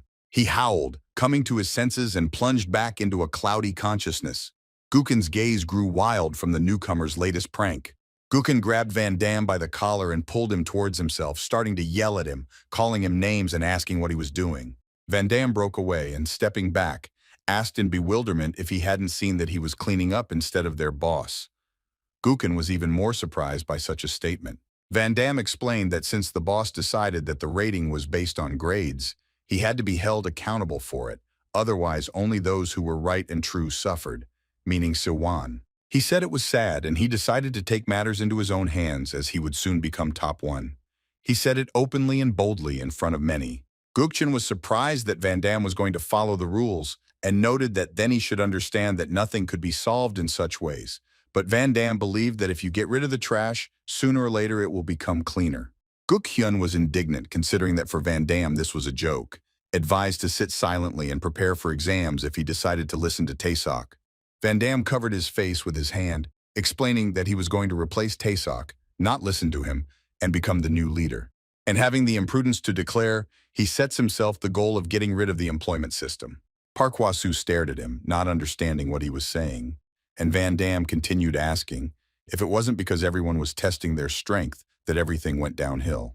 Looking around the silent crowd, he concluded that this did not suit them. He announced to everyone present that they should behave normally in his presence, go about their business, and if they didn't like something, speak up directly. Gukun stated that Van Damme apparently misunderstood everything, rolled his eyes at something, not agreeing with his words at all. Guk Hyun explained that, in reality, less than half of the school followed Dasok's rules, and being the best didn't mean everyone would listen to you. Van Damme replied that he didn't have time to listen to all this nonsense, but Gukun asked him to listen to the end, because it wasn't just about the fights. He explained that at Peepak High School, there was a Cold War going on, and it was impossible to know when the government would change. He emphasized that it was worth knowing who to fight to become the strongest, but some wanted to get the job even if they had to fight. The system was not perfect, but it was created for the students, and this meant that in order to get rid of the system, the majority of the students had to agree to it, and being in charge was not enough. Gukun turned around and focused his gaze on Park Hwa-soo, who was expressing dissatisfaction and boredom with his whole appearance. He raised his hand, indignant at what he heard, grimaced and gesticulated wildly, showing disagreement. Gukun also caught his breath and exhaled heavily. He closed his eyes and tried to gather his thoughts. Afterwards, he told Van Damme to first try to surpass everyone from the top 7 to him, the top 3, and only then will everyone recognize him. And he added that of course it was necessary to surpass Kim Tae-sok in studies for everything to come into effect, and noted that these were not bad conditions. Van Damme stood frowning and dissatisfied with the moralizing. Guk Hyun, without waiting for Van Damme's reaction, emphasized that even he could not cope with all of them. Van Damme closed his eyes, trying to calm the storm of emotions, and clarified whether Guk Hyun wanted him to show himself. Van Damme stomped his foot on the floor, asking if they were filming a teen series or if they really didn't understand, and assured them that he would start with kids like them. Leaning towards Gukun, Van Damme asked him not to act like he was doing him a favor, and started picking a fight by calling him yellow-haired, to which he emphasized that he could rip his hair out of his head and feed it to him. And then he asked him to understand that he shouldn't have been put on the same level as other idiots, since they weren't his equal. Van Damme threw the glass up in the air and caught it back, grinning at this statement. He squeezed it tightly in his hand and suggested that in that case they check it out. He rushed at him with a crazy smile, confident that even if it was difficult, he would show who was right. But Van quickly stopped, leaning on his hind leg. A glass fell to the floor, clanging loudly, and began to roll from side to side. Gukun instantly knocked the glass out of Van Damme's hands and assured him that he had given him a proper warning. He repeated that no one was his equal, and Van Damme should not have interfered where he was not wanted, lowering the leg with which he had relieved the newcomer of the weapon. The class was quite quiet. Guk Hyun asked Kim Tae-sok what he was up to, as his behavior was quite strange. He, without turning around, asserted that it made no difference and was self-evident. And burying his face in a book, he reminded that the ranking was based on exam results. Gukun explained that he was referring to the leader election and confirmed that Jo Johan would return. He understood that the leader didn't care how many times the boss would pester him, but he noted that it was important that he would be covered from the outside. And he emphasized that he had to understand who was meant. His leader froze for a moment, stopping what he was doing. The guy again emphasized that most of the school was fighting for life, and that vegetarianism cannot be called predatory. Gukun assumed that they would eventually split up anyway, and so it was time to unite. Tasok looked up from his notes, thinking about what was said. Looking at his concentrated face, he was surprised by such thoughts. He laughed at the unification of a bunch of bandits, and even became indignant at this, asking what his friend wanted from him, and it seemed to him that correcting the mistakes was enough. Gukun replied that the point was that they did not do it under duress. After all, the employment system was a sensitive issue, and many people besides Johan had problems with it. Hoden appeared behind him and called out to him. And hanging over him, he asked him to leave, because they had precious time for self-preparation, which he was taking up. Hoden took Gukun by the shoulder and ordered him to stop pestering people and repeated his request to leave the class. Gukun turned his head towards him and hissed a threat that he would kill him if he interfered. Hoden immediately pulled away from him and placed his palms in front of himself, showing a retreat. Guk Hyun pushed Hodong aside and told the leader that it wasn't enough that his class followed the rules and the school was falling apart, and it would be bad if Jo Yonan and his team returned. He knew that they would be swallowed without chewing and many would suffer greatly. Kim Tae-sok nervously asked without turning around whether Guk Hyun had finished his speech. And hearing the silence, he added that it was all useless, and he had nothing more to say and asked him to leave. Gukun looked at Tae-sok and admitted to himself that he was undoubtedly the strongest. But Gukun also believed that Tae-sok was not fit to be the leader, and thought that he had no other choice. Van Damme said he felt sorry to watch this from the sidelines. And looking at the beaten guys, he emphasized that this is why he decided to take everything into his own hands. When he confidently said that he would soon become top one, Gukun looked at him thoughtfully and absorbed every word he said. Gukun guessed to himself that perhaps Van Damme was better suited to be the school's leader than the current one, based on his last conversation with Tasok. Gukun asked what Van Damme was planning then and whether she would do everything as expected. Van Damme grimaced in response. Van Damme looked at his hand thoughtfully, thinking about what Gukun had said. He asked Gukun if he wanted him to become the best in studies and fights, and sat on one of the guys lying on the floor, causing him to groan. Van Damme asked why he needed it, and inquired what Gukun had planned. He responded by saying that not everyone in Pak High School was an animal, and asked if it wasn't better for him that he could achieve his goal in a simple way, without understanding what the problem was. Van Damme stated that he was simply old-fashioned and did not understand this approach, and noted that it would be difficult that way. Van Damme said that it was not as difficult to take out each of those present one by one as it was to take them all together. Hwasu cursed at this and called Van Damme a bad name. Getting up from the guy he was sitting on, he noted that there would still be difficulties in achieving the goal, and exhaling, he thought for a moment. After which Van Damme stated that he agreed to such conditions and smiled maliciously at Guken. He warned everyone to prepare for this, and those who heard it froze, not from fear, but from Van Damme's recognition of the conditions. By evening, when the sun was already hiding behind the horizon, the streets in the city became significantly empty. But it remained crowded and very noisy in cafes, restaurants, and other meetings, where people crowded in from the streets. In one of these establishments, it was also noisy and bustling. All the tables were occupied, people were discussing their plans and having dinner. From the counter, a girl was shouting that the order for delivery was ready. She handed the dish to the waiter, noting that it was for 4 people, and the delivery man nodded, indicating that he understood. The waiter asked for another bowl of rice, and the girl smiled back at him as she got to work. The waiter brought the order to the table, and putting the dish on the table, informed us that this was their gamjatang, and that once it boiled, we could eat it. The girl smiled at him and thanked him, and her friends immediately began to discuss the waiter, suggesting that he might be a foreigner and noting his tall stature. It was Tasok, who worked as a waiter at the restaurant after school. He smiled back at the girls and wished them a pleasant meal. The girl from the kitchen gave Tasok a bag with the order, notifying him that he was on Dobong Street and the delivery man would arrive soon. Tasok nodded and promised that he would hand everything over to him. The counter team heard a voice that named Dobong Street, and Tasok, asking for a minute, went to get the order. Tasok, handing the order to the supplier, noted that he could have taken the drink for himself and immediately froze. He looked closely to make sure he was not mistaken, but there was no mistake. Payneem was indeed Van Damme, wearing a motorcycle helmet, but I didn't notice him until he looked at his phone. Looking up and seeing Tasok, Van Damme immediately frowned and made a hostile face. The moment was very awkward, the work had to be done, and Van Damme timidly reached for the order that he needed to deliver. Tasok was stunned by the meeting with Van Damme, and he stood silently looking at him and clutching the bag with the order. Van Damme felt something similar and did not open his eyes from his opponent. Tasok and Van Damme just stood there for a moment, looking at each other, grimacing at such a sudden and unwanted meeting. Van Damme was the first to break their silence, no longer able to hold back his laughter, and it began to burst out. Van Damme gave in and laughed loudly, pointing his finger at Tasok and trying to comment on what he saw through his laughter. Tasok's glasses were splattered with Van Damme's drool, who continued to laugh at the sight of the formidable leader of their school. Tasok didn't know what he should do or how to justify himself. Tasok asked Van Damme to shut up and shoved the order into his hands, telling him to go. Van Damme continued to laugh and began to tease him.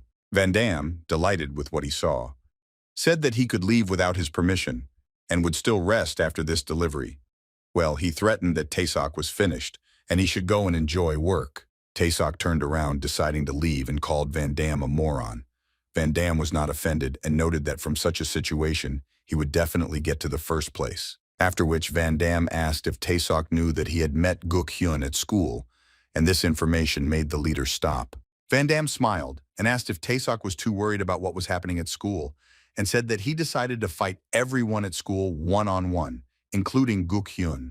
Van Damme asked Tasok to simply surrender, but the current leader repeated the request, ordering him to leave the establishment without turning to face the newcomer. Van Damme muttered how boring Tasok was and would regret his words, but suddenly the woman at the counter asked if he was Tasok's friend, and without waiting for an answer, she declared that she was his mother. Van Damme narrowed his eyes at the suddenness of the information he received and glanced at the woman. She put her hand on his shoulder and patted it lightly, noting how handsome he was. She told him that their Tasok never talked about friends and asked how he was doing at school. Van Damme froze in awkwardness and timidly replied that everything was fine. The woman sighed with relief, noting that her son was taciturn, and remembering that Van Damme had spoken about the last delivery, asked for a minute and disappeared somewhere. Van Damme hoped that she had not heard all the details of the conversation. The woman returned and explained that the order had been canceled and handed him the bag of food that had been refused.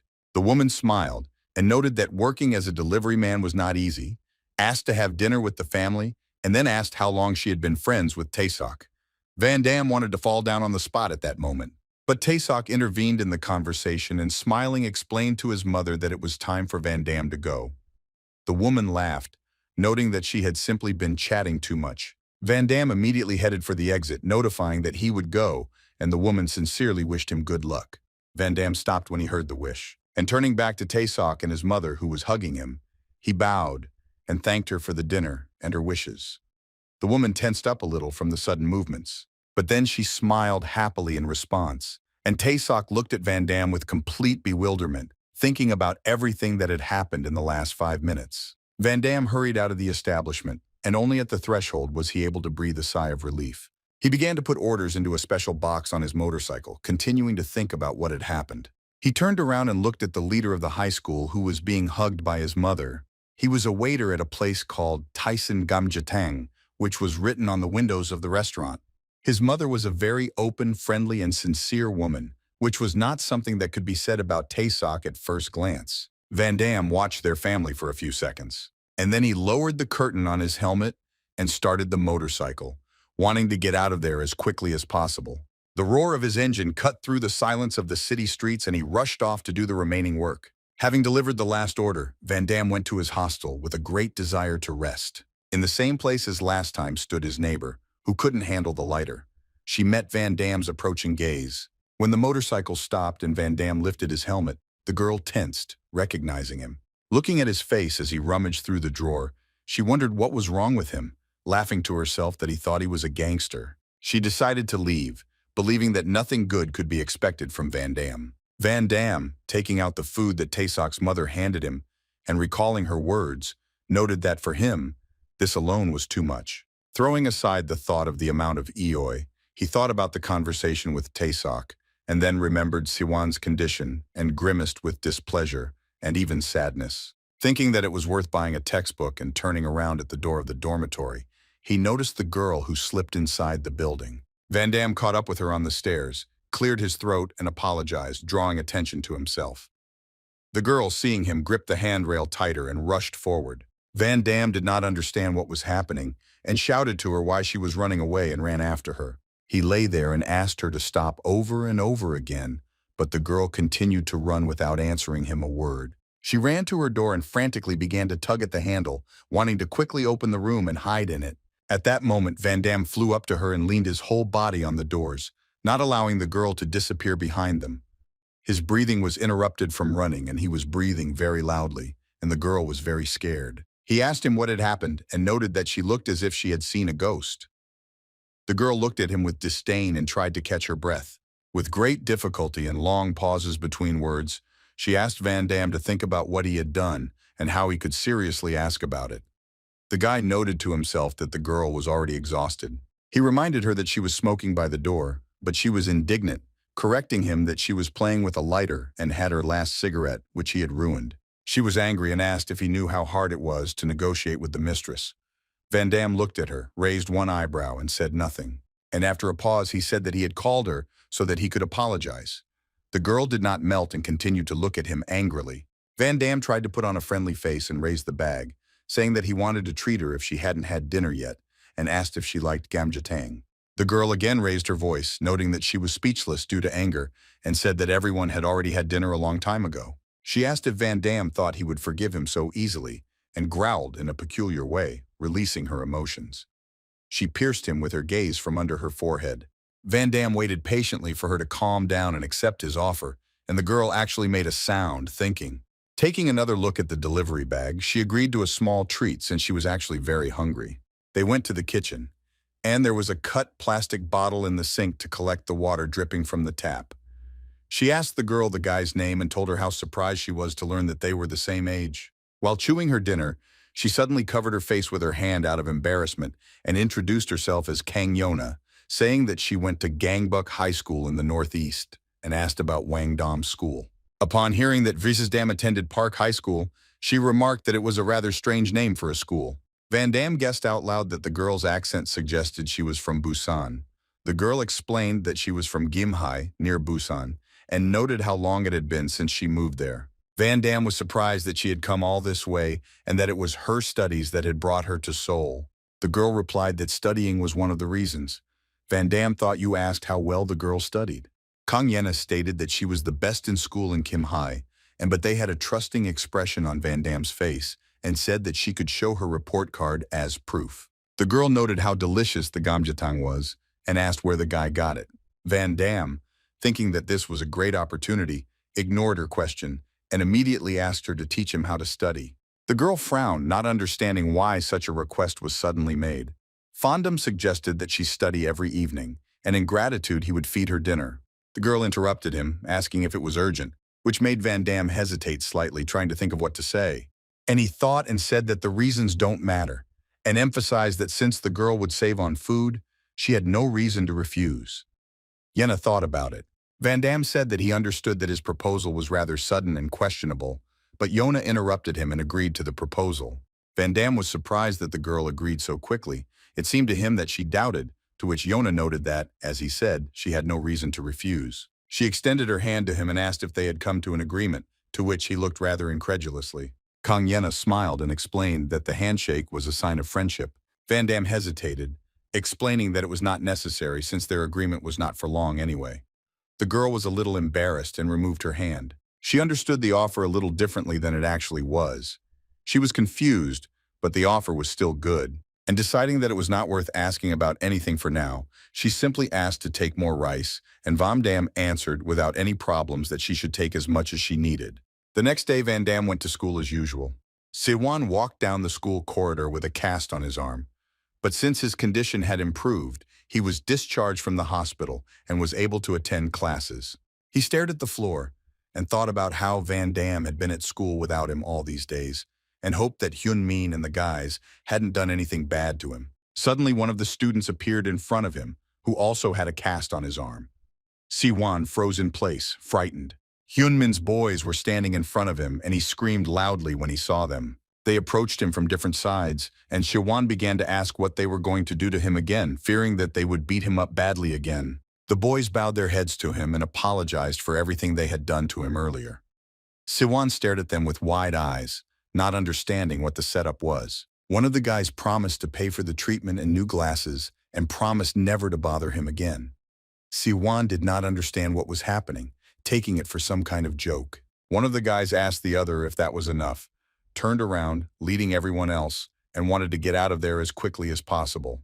As soon as they turned around and hurried in the other direction, an iron glass flew at the head of one of them. And behind Siwan, Van Damme shouted, swearing that I told the guy to apologize properly. He did it very badly.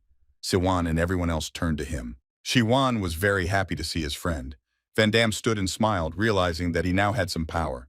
Van Damme took Siwan to their classroom and told him everything that had happened while he was in the hospital.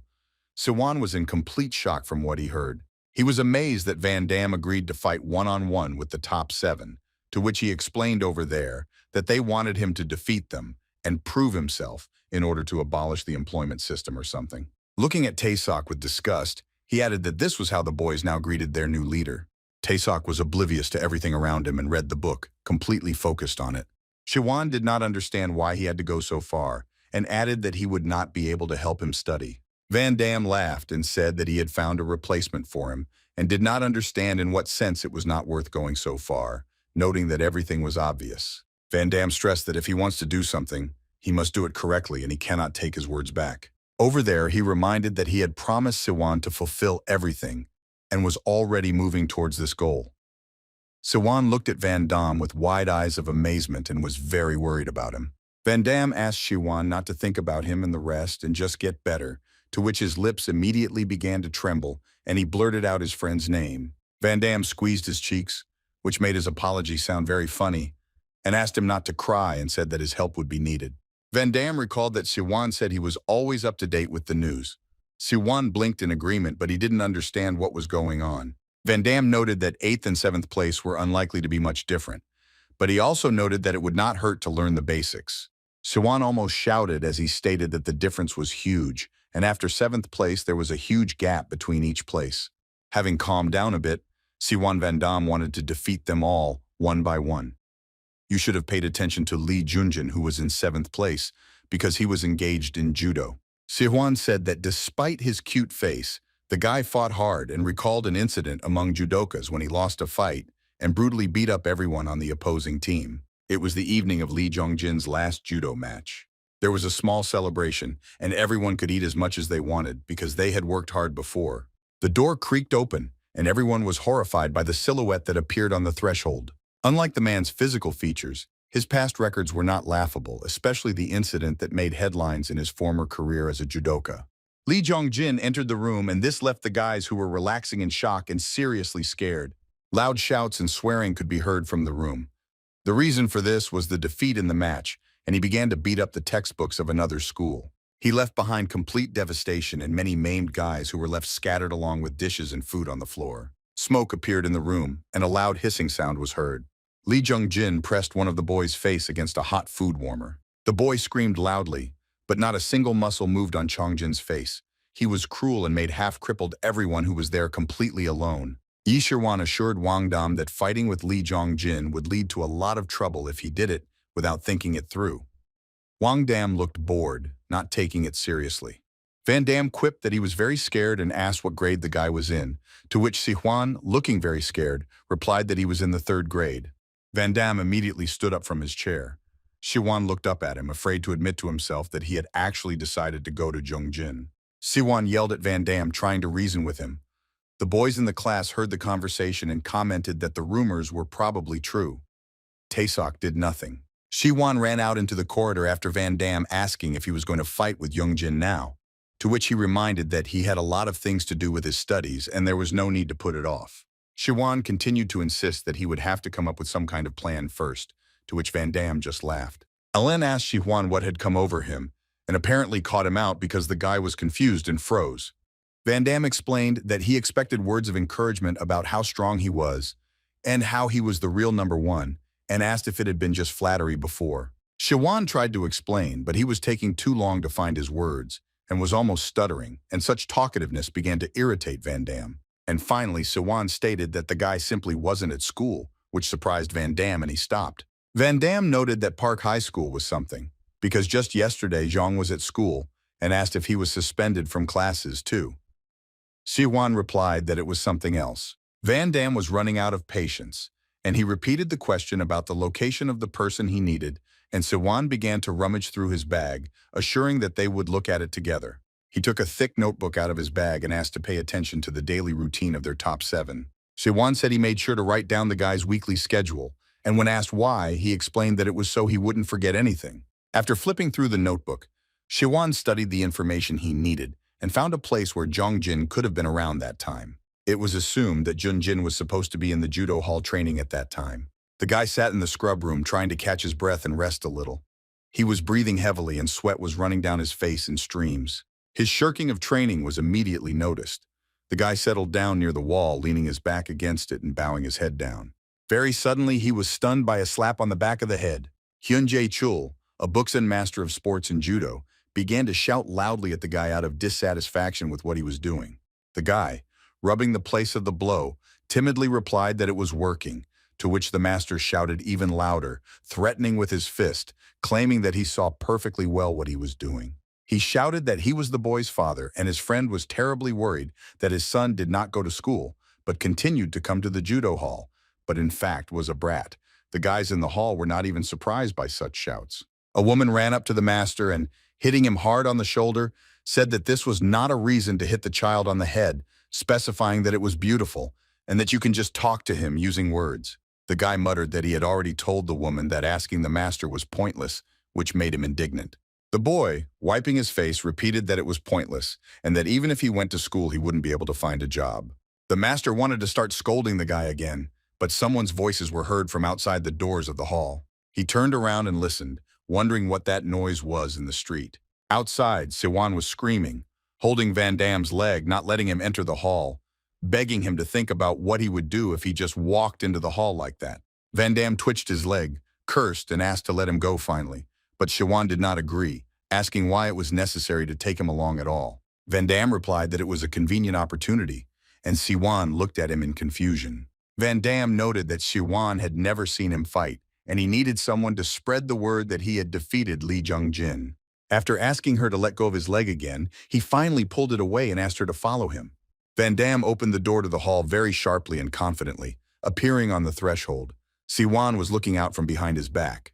Everyone in the room stared at him, not understanding what he was doing here because no one had seen him before. Van Dam, seeing the target, smiled creepily, glad that he was actually in the hall. He carefully examined the face of his opponent and wanted to go inside, not paying attention to the sidelong glances of those present.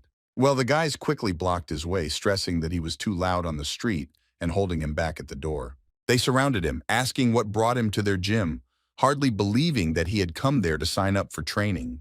Vanam stated that this was not the case, and after hesitating to choose his words, he simply sent them away and tried to enter. Vanam stepped forward and said that he had come to challenge this place and asked if they had anything against it.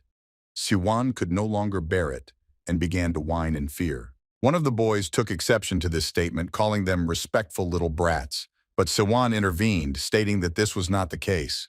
They grabbed him by the hair too and dragged him deeper into the hall, asking if he was going to fight them with one hand, pointing at his cast and laughing that he was so strong. The guy ignored Siwan's sobs and moved forward, saying that he could take on those two guys. Siwan whined even more, because he wasn't going to fight anyone. He walked straight towards Jong Jin and called out to him along the way. Vanam asked him if he got the gist of what Lim Guk-hyun said, and suggested that they finish this quickly. Jong Jin hissed, asking what Vanam was doing, and ordered him to get out of there right now. Vanam asked what he meant by get out, and repeated that they should just finish it here and now if they were going to fight anyway. The master, patiently listening to the conversation, nevertheless intervened, and asked Vanam why he was causing a stir in their dojo, and inquired how he knew Jong Jin. Vanam explained that he was from his school's student disciplinary committee, and looked closely at the master, wishing that all his questions would disappear. Shiwan had already been beaten up pretty badly, but I ignored it. Vanam told the master how he heard that Jong Jin was skipping school, not wanting to study, and so he came to beat him up and knock some common sense into him. The master looked sternly at Jong Jin, waiting for confirmation that this was true. The guy wanted to deny it, but eventually agreed. Vanam continued to play along and began to scold Jong Jin for skipping school when his father sent him there to study in order to find a job, and called him a very bad child. After thinking for a moment, Vanam stated that it was strange that Jong Jin dared to continue coming to the dojo even after that incident. Looking at his face, Vanam was outraged that the guy continued to feign innocence, even after beating up all those people in the restaurant, asking whose life he was now trying to ruin with judo. This really hurt Jong Jin. Anger began to boil inside him, his face twisted, warning everyone of danger. Jong Jin wanted to rush at Vanam, shouting that he didn't know anything, but he was stopped by the master's outstretched hand. The master looked thoughtfully at both boys, continuing to hold Jong Jin. The master noticed the scars on Vanam's body and could not believe that it was really the body of a high school student. He noted that his cheekbones were also very good, that he was an unusual child. The master looked at Vanam with insight and decided to take matters into his own hands. He said that the two of them were just supposed to fight in the hall in front of everyone. The guys looked at him in surprise. Jong Jin wanted to reveal the whole truth, but the master interrupted him, clarifying that judging by what he had heard earlier, they would still have to fight, and advised them to fight where he could see, instead of fighting on the streets. Jong Jin was outraged and thought that fighting in that hall was too much and was waiting for support from at least someone. The master asked him whose dojo it was, hinting that it was up to him to decide who would fight where. Vanam waited patiently for them to sort it out, picking his nose out of boredom. The master looked at Jong Jin reproachfully and asked if it wasn't because he went and fought instead of studying, and the boy was at a loss for words in response. The master said that the man must take responsibility for his actions and asked him to end it carefully right now before it led to even more trouble in the future. Vanam was delighted with the master's wisdom and said so, but the master added that he could not allow them to use this place for free. He said that regardless of whether Vanam was a member of the student disciplinary committee or not, he didn't expect him to be able to set this guy, who didn't even listen to his father, on the right path. And the master announced the last conditions, that in case of defeat, Vanam must become a member of this dojo. He promised that he would not ask for membership fees, and that he would be able to train every day and become an athlete representing their dojo. Coming close to Vanam, he asked if he was satisfied with these conditions and whether they could agree on them. Vanam loudly and with unusual aggression declared that he agreed to the terms, and they agreed on this. The other guys in the audience were indignant. Why did they need such a brat like Vanam? But the master did not see anything bad in this and believed that another participant would not interfere with them. Vanam thought about it and suggested adding another condition, but they were already doing that. Vanam wanted that if he won, Jong Jin would never set foot in that dojo again. Jong Jin was very angry, but he tried to hold on. Vanam corrected himself, saying that he meant for the master to think about it, since it was a big problem to allow him to continue coming here after such an incident. Van Dam thought that the master should take advantage of this opportunity to clarify the situation. The master was not satisfied, but nevertheless agreed to this condition. The master turned to Jong Jin and assured him that Van Dam had not said anything bad. Jong Jin held all his anger inside, losing the ability to think clearly. The master added that he himself, that his father could not continue to watch in which he was wasting his life. The master dropped all conversation and asked Jong Jin with complete seriousness whether he was going to fight or not. Jong Jin looked up and looked at Van Dam and loudly declared that he would participate in the fight. The guys wanted to stop him and interfere, but Van Dam interrupted them. He assured me it would be a hell of a lot of fun and asked me to stop worrying and advised me to write a farewell letter or something like that, since he would never lose. The master asked if he was so confident in himself that he wiped the old smile from Van Dam's face. He reminded him that Jong Jin was an athlete and smiled sarcastically as he approached Jong Jin. Putting his hand on his shoulder, he pointed out that none of the other athletes could beat this guy. He thought that despite the unpleasant incident, it could be said that his skills were not worth mocking. The boys looked into each other's eyes and hated each other more with each passing second. Siwan was worried about Van Dam, hearing how the master was proud of his skills, which cast doubt on his 7th place, even though Van Dam defeated Hyunmin's gang single-handedly. But this fact did not affect the fact that Jong Jin defeated other athletes on his own, who were definitely stronger than school children. Before starting, the teacher asked permission to briefly explain the rules. He explained that they would be using open-fingered gloves weighing 4 ounces, and the rules would be based on MMA. He said that this would not be some kind of street fight, and he stressed that he would stop the fight if he felt that the situation was becoming too dangerous. After finishing explaining the rules, he looked at the guys and asked if they were ready to start.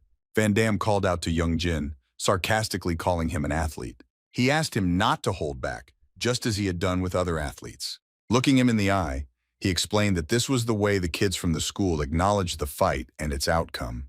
The coach declared that he would consider this short conversation as their readiness, and waving his hand, began the fight.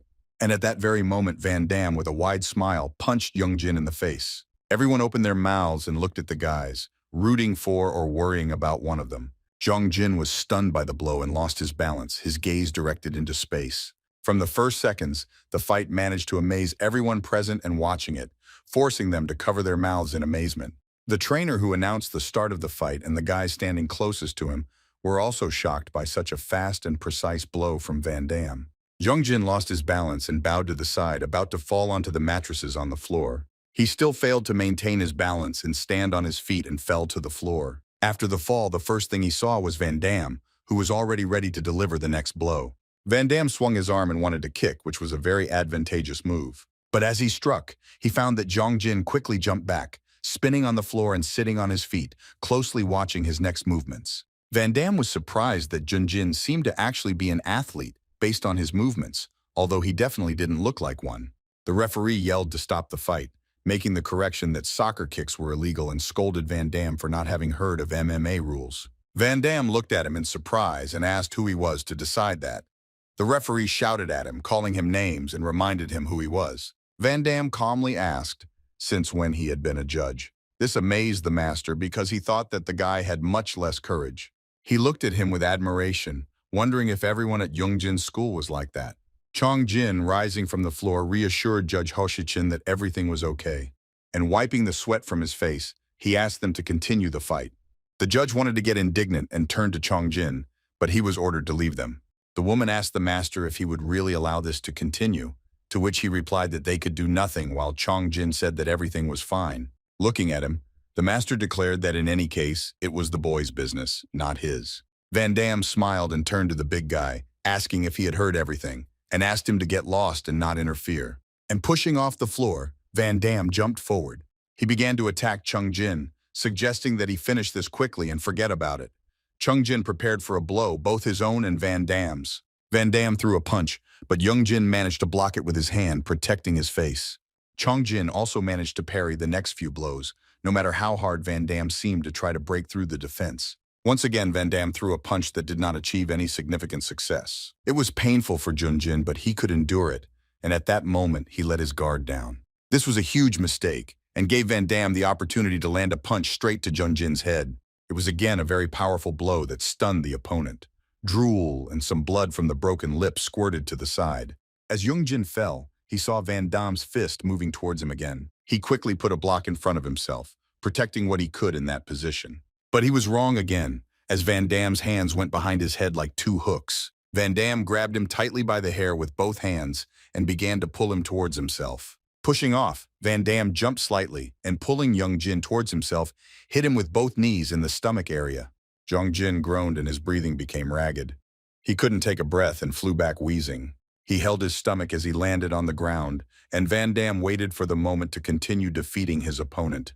Jong Jin Ural acted as if he had simply sat down on the mattress. Van Damme laughed at this, asked Jong Jin why he was sitting there and ran towards him. He joked that he probably already wanted to rest, moving in his direction. The referee shouted that it was another video football kick, but his opinion was no longer taken into account, and he was saying it more to himself. Jong Jin, not having time to recover from the previous one, understood that he had to defend himself from the next blow, and grouping himself, he put up a block with his hands in order to at least soften the attack a little. Van Damme ran up to Jong Jin and brought his leg back to strike, froze in that position for a few seconds and gasped, continuing to mock his opponent. He said he wasn't some street punk and kicked out, suddenly changing his intended kick. He jumped on Jong Jin with all his weight and pinned his head with his hand, completely immobilizing him and mocked him for falling for this move. The master noted that it did not look like Van Damme was studying any special martial art, carefully observing his movements. He assumed the guy was more of a specialist in real fighting with no regard for what was fair or legal, and it was entirely possible that he was good with a gun. The master himself objected, not believing that Van Damme at that young age could lead the life of a mafioso, since his skills quite clearly indicated his possible connection with such a group. The master thought about Jong Jin and what he could do against Van Damme, because if things continued like this, he would simply lose. The guys continued to fight, and Jong Jin really sagged in his athletic skills against Van Damme, who was good at improvising and saw many nuances.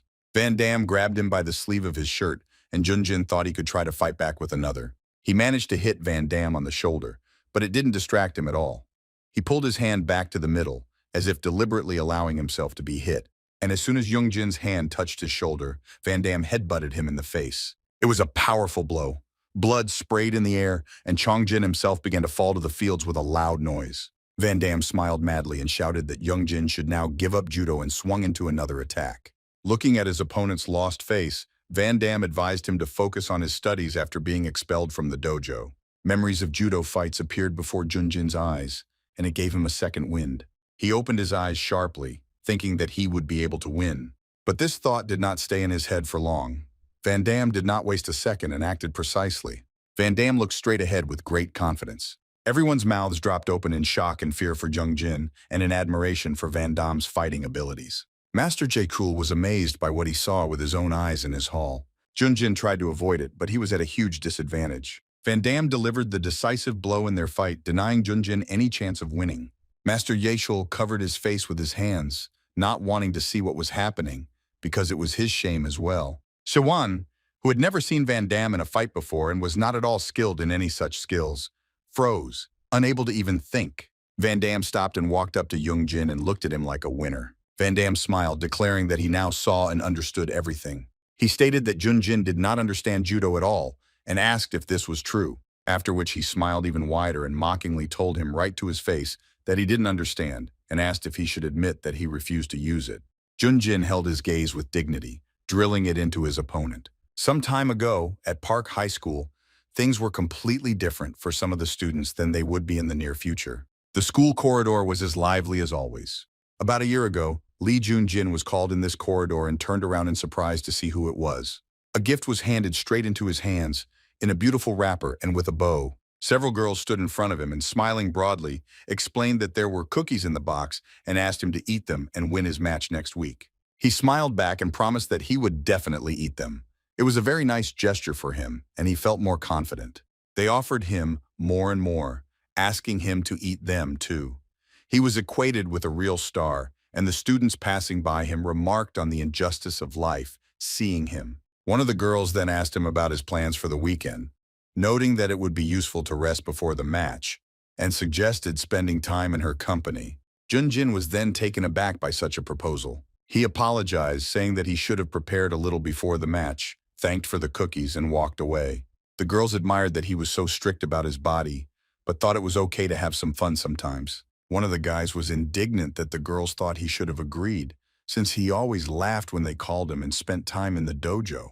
He didn't understand what could be fun about such a life, but the girl thought it was cool. After all, Jong Jin had a goal to strive for, and he tried to achieve it, working hard. Then after class, Jong Jin went to judo training, preparing for the match. He distributed all the cookies given to him to the judges, who really liked the treat and sat around gorging themselves on them with great pleasure. The master indignantly asked if it was okay to eat cookies if they didn't receive any, to which Jong Jin explained that he had taken them by accident, but sweets weren't for him at all. After a short pause, the master asked Jong Jin not to come to the gym again until the match, explaining that he trusted him and asked him not to overexert himself.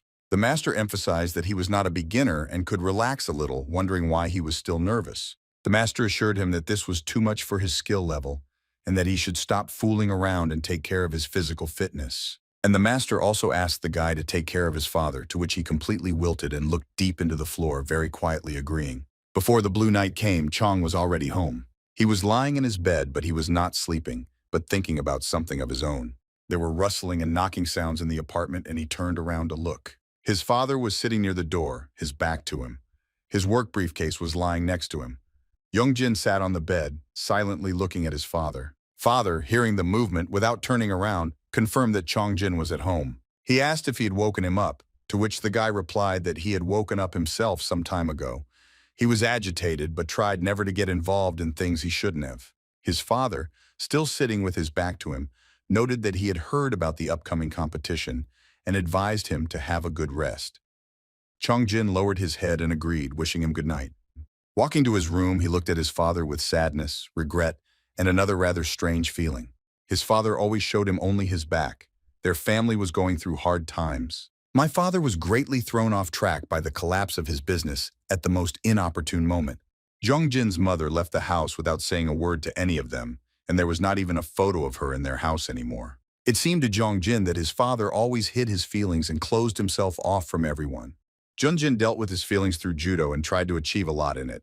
Studying was not his path, and he could say that the most enjoyable time he had was when he was doing judo. For Jong Jin, this was not surprising, because his father said that he was the same way in his youth. Jong Jin assumed that his father was worried that his son would turn out like him. But he only showed him his back, no matter what was happening around them, in their lives. He remained silent, turning away from his son, and this upset Jong Jin greatly. He didn't want to disappoint his father and tried to do everything possible to please him and repay him for his silent hard work. And on the day when that very incident occurred, he stood in the middle of the restaurant, confused, horrified by what he saw. It was as if he didn't remember what happened and didn't know what happened to him, that he had done such a thing. His hands were beaten and covered in blood, both his own and that of others. He looked at himself with horror, because he knew that he would greatly disappoint his father when he found out about this, and he decided that he would never do it again. Then a voice came from behind him, cutting him off. He turned around and saw a guy in front of him, hissing with anger. One part of his face no longer resembled a face from a deep, continuous burn. The boy could not admit that Jong Jin dared to do such an act only because of defeat. The guy kept saying that Jong Jin was just using his father as an excuse and was a selfish bastard from the start. He said that there was only one thing that interested him, looking at Jong Jin and showing his scorched face. He noted that Jong Jin no longer practiced judo and asked why he still continued to go to the gym. He asked if Jong Jin still doubted anything, but he squinted from the newly rising anger and remained silent. The guy said that Jong Jin was just putting on a show and rushed at him. Jong Jin blocked the blows that followed one after another. He tried to argue that everything was wrong. He didn't see it as a show and could barely contain his rage, because he had done so much that evening that he would hardly ever be able to fix it. Jong Jin was going crazy listening to this voice trying to bring him down and convict him of something. The guy laughed at him and didn't believe that his face was the reason, because he was simply crippling people with his judo, and the reason for the rest was his lack of skill, which is why he took it out on the innocent. The voice asked for an answer. It was unknown whether the guy in the voice even existed or whether it was the sick consciousness of Jong Jin himself. He found himself back in the hall, hearing the master tell him to pull himself together. And in that fight with Vanam, Jong Jin tried his best. He was furious, not allowing himself to lose because it would be his last defeat. But again and again he missed the blows, bringing closer his collapse, his father's disappointment, and the end of everything that saved him. Vanam threw him back with another punch and knocked him to the floor. Van Damme was ready for every second of this fight, being collected and focused. Wiping the sweat from his face, Van Damme noted that Jong Jin was quite difficult to handle, and it was tiring. Turning to the big guy, he asked whether he should continue since it was obvious that this fight had long since ended. Looking at Jong Jin sprawled on the floor, he said that he expected him to be an athlete anyway. But he stated that he was wrong, and now considered Jong Jin to be nothing more than a dishonest scumbag. He wished Jong Jin to be a good boy from that day on and study without problems, and turning to Shian declared that they were leaving. But the master stopped him and ordered him to stand. He rudely asked where he was going since the fight was not over yet.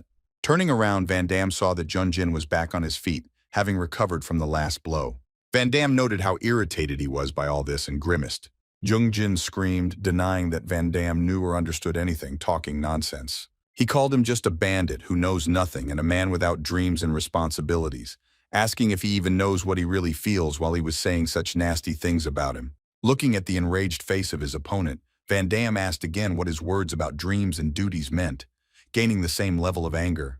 Van Damme asked not to play the saint and stop passing it off as something private, because in reality he was a disgusting loser. Van Damme said he simply ran away with a rather lame excuse and expressed sympathy for his parents. Jong Jin was seething with anger and noted that Van Damme wanted to see this through to the end. He jumped up and rushed towards Van Damme, gathering all his strength into one heap. Van Damme calmly repeated how all this infuriated him and carefully moved Siwan aside so as not to hurt him. Rushing towards Jong Jin, he confirmed that it was worth ending this and entered the fight again, avoiding the blow and breaking his arm. Jong Jin asked Van Damme if he expected this just because he was an athlete, but there was no answer. He grabbed Van Damme by the back of the neck and asked her to let him show him what he expected. He threw Van Damme over himself and threw her to the ground. For the first time in the fight, he showed not only his stamina, but also his skills. When Van Damme saw the floor a few centimeters from his face, Jong Jin told him not to regret his demands later. Judo was a martial art based on the theory of softness, defeating hardness, and the philosophy of respect for the opponent and mutual improvement, the purpose of which was to train both the body and the mind. However, as with other martial arts, Judo was based on the will to live. Lee Jong Jin was one such person who practiced Judo for this reason. At one point, he felt that his life was in danger, which gave him the desire to fix it. For him, who put his convictions first, not so many things were actually important. But the most important thing for him was the rejection of people he thought were dear to him. This eventually broke down the wall he had built himself and turned it into rage at the weight of his life. So at a certain point in the Drakia, he suddenly began to behave completely differently. Van Damme lay on the floor trying to catch his breath. He screamed that it was damn painful, continuing to lie on the floor with his hands under his lower back. Shiwan looked at the scene with great disappointment. He was completely dejected by his idea of what would happen if Van Damme lost. The master noted that Jong Jin only trained his body when he came here, and more than a year had passed since he last trained in Judo. But Jong Jin's form that he just demonstrated was flawless, and it greatly amazed Master Jaekul. He assumed it was because Jong Jin was used to never giving up. Van Damme groaned as he tried to get up and assured that he now believed Jong Jin and his status as a judoka. But something was bothering him, and he asked what he looked stunned about after he was thrown to the ground. Jong Jin explained that it was not a skill that could be used against a thug like Van Damme, which he found quite funny. Van Damme said he just thought he was finally worth fighting. He didn't understand why he kept bragging about being a dumb, thick-headed idiot. I asked if this was anything to do with the tests they did for him to show his abilities as a newbie. Van Damme asked if he shouldn't try his best and look down on him, to which Jong Jin asked if Van Damme thought he was so free that he came here to play with him. Van Damme declared that he had no idea what a cocky bastard Jong Jin was, to which Jong Jin in an almost godlike manner gave his full name and dealt with him. But the master interrupted him, asking reproachfully how long he would behave like this. Jong Jin's face immediately changed, becoming a child who was being scolded. The master recalled that the conditions that Van Damme put forward were to sever all ties with them, which meant to forever sever all ties with Judo. He was furious when he asked Jong Jin if he really agreed to quit Judo forever. The boy froze as if struck by lightning. The master did not understand why Jong Jin was still fixated on what was already in the past, and also told him this. The master told him to throw it all out as he always did and twisted his face into something like a smile. He reminded Jong Jin that this could be his last time, and it seemed like Jong Jin was only able to realize this then, because he looked confused and scared. Jong Jin was silent for a moment, thinking about the master's words. He called out to Van Damme, who was standing relaxed and stretching his back. Jong Jin stated that he had no intention of doing this one last time and would now attack him. He warned that he would not hold back either himself or him and looked Van Damme in the eye to seal the deal. Van Damme smiled, saying that this was exactly what he had dreamed of from the very beginning. And then Van Damme suggested to start and rushed forward. He attacked Jong Jin again, but he was already clearly blocking the blows. Van Damme did not take his eyes off his face, and a real fight began between two guys who were more interested than ever in winning. Jong Jin completely changed his behavior, and bypassing Van Damme's attacks, delivered his own blows, intercepting and dodging his hits. He grabbed Van Damme's back tightly and leaned on him with all his weight. The two of them fell to the floor and Jong Jin caught his opponent down. The judges and other judokas were delighted with the fight and did not hold back in their comments. Van Damme tried to overcome Jong Jin and throw him off, but he was unable to do so. In front of him, he saw a maddened Jong Jin, whose fist was flying straight at him, and this situation seemed quite familiar to him. Jong Jin did not hesitate to use force and hit Van Damme in the face. The blow was so powerful that Van Damme saw stars before his eyes and lost all connection with reality for a moment. Shian noted that the air around Jong Jin definitely felt different than before, even though Van Damme was incredibly strong. But Jong Jin also ranked 7th in high school despite his judo specialty. Now it was impossible to guess who would emerge victorious from this fight, and everyone present held their breath. Van Damme tried to defend himself from the subsequent blows, already beginning to worry about his victory. Van Damme screamed for Jong Jin to get away from him and tried his best to dodge him. He had to resort to a well-studied method in extreme situations, and Jong Jin grimaced in disgust. Van Damme spat a mixture of blood and saliva in his face, causing him to lose his guard for a moment. The referee shouted that Van Damme had cheated again.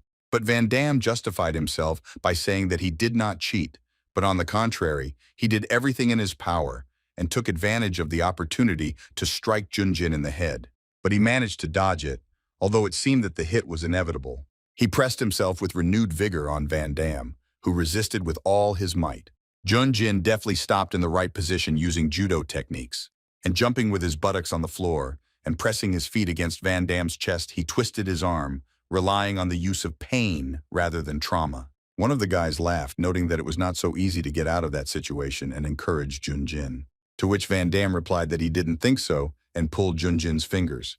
He grabbed his hand and tried to stay in position, but Van Damme did his best to get rid of him. The guys continued to cheer for Jong Jinak, saying that there was not much time left and he should continue in the same spirit. Van Damme growled that they were too distracting, especially considering they weren't yelling at him. He called out to Siwan, asking if he hoped the hand would be like his. Siwan stood still, shocked by what he saw. Siwan tried to shout that Van Damme would succeed, but two guys appeared behind him and prevented him from doing so. He was very scared and immediately became quiet, to which Van Damme called him a useless brat. Van Damme was freaking out and decided to act differently. He let go of Jong Jin's hand, freeing his own for further action. But Jong Jin had already grabbed his friend's hand with both hands, trying to prevent his next movements. Van Damme managed to lift his back up and sit up, freeing himself from Jong Jin's legs and giving him more options in this position. They both tried their best to overcome each other. They groaned, grunted, and breathed heavily as they moved toward their cherished victory. Van Damme managed to throw Jong Jin off of himself and somehow free himself, even though Jong Jin tried hard to resist. Jong Jin didn't want to lose and tried to get out of any situation and pushed off the floor with his feet, swinging himself a little on his back. He threw Van Damme over himself, using his legs to help, wanting to take him down again and gain the advantage. Siwan grimaced in fear, accepting every second as Van Damme's defeat or vice versa, changing his shoes and convincing himself that he would win. Throwing Van Damme behind him, Jong Jin rolled over onto his stomach and crawled towards him. He told himself not to stop and moved flexibly, precisely and quickly like a sneaking predator. Van Damme growled in anger as he saw Jong Jin approaching. Van Damme's luck ran out and he was hit in the head again, causing him to lose touch with reality for a while. Jong Jin fought for the people who were dear to him and for his life, which he had built with such difficulty. Under the supervision of the master and the judges, with whom he had been for a long time, he defended himself. He fought in the name of his father, fearing and not making him disappointed. He fought for himself, who had put in so much effort and felt so much suffering. Van Damme was at that moment the personification of all the problems and enemies in his life that he needed to put an end to. He didn't want to let anyone down anymore, and he put all those feelings and thoughts into his next strike. Jong Jin landed a powerful punch to Van Damme's face from a lunge, forcing him to remain in his previous position. The hand passed across E's cheek, splitting his lips and causing his opponent's teeth to crunch. Van Damme resisted and tried to take another, more advantageous position. Van Damme tried to attack, throwing punches.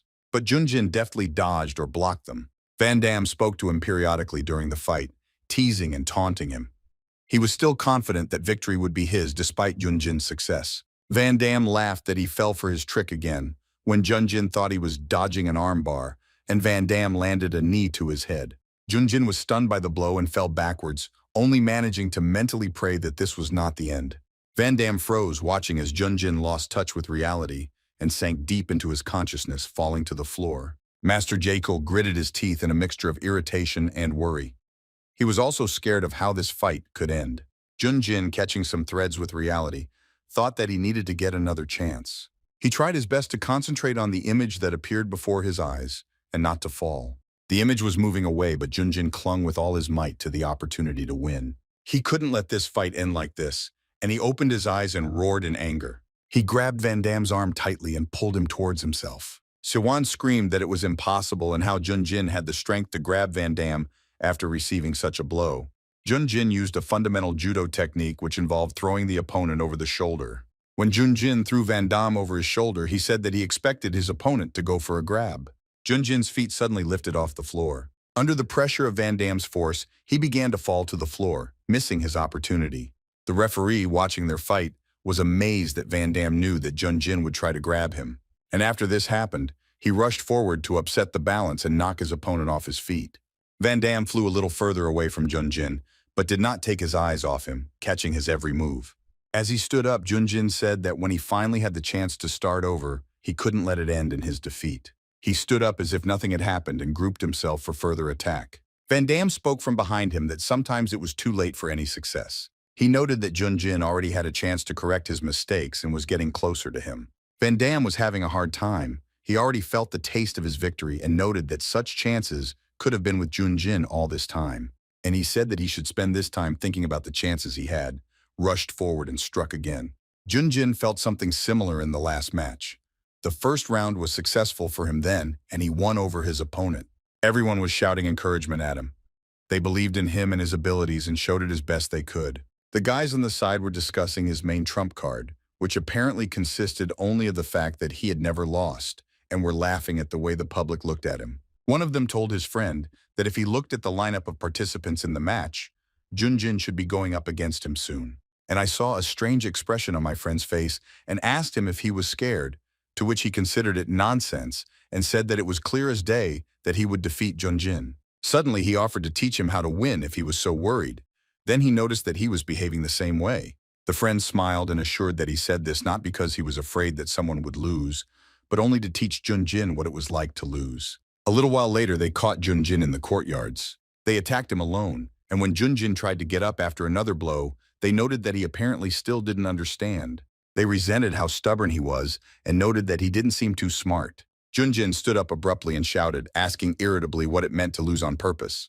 "Order me to talk nonsense." He couldn't finish speaking, as he was immediately put in his place with a blow to the stomach and thrown back, trying to discipline him.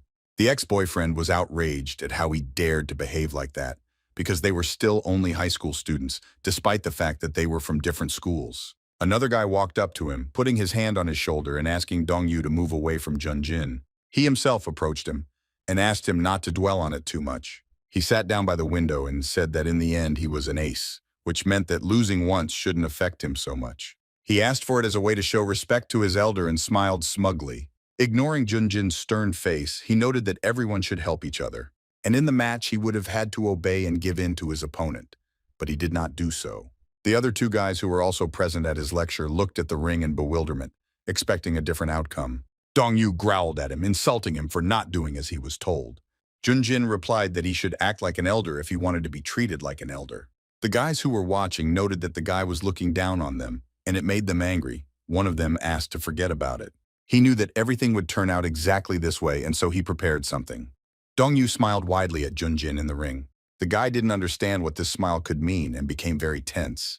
Dong Yu screamed loudly, complaining about his left arm. He kept whining, drawing everyone's attention to the severe pain in his arm. The judge came up and, having dispersed them in different directions, looked at the lying Dong Yu, who continued to whine. Master Jekyll, from the crowd of spectators, did not understand what was happening, nervously awaiting the judge's opinion.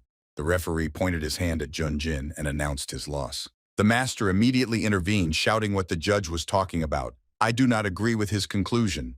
But the judge explained that Lee Jong Jin twisted his opponent's arm. The master shouted, asking why he couldn't turn his hand in that position, and asked him not to talk nonsense. He demanded that everyone review the footage and watch the video, confirming that Jong Jin was not guilty. After the match, the guys gathered in the warehouse and enjoyed a good game. No one could have guessed that one of them had connections with the association's leaders, and the guys laughed at how everyone ignored the video review.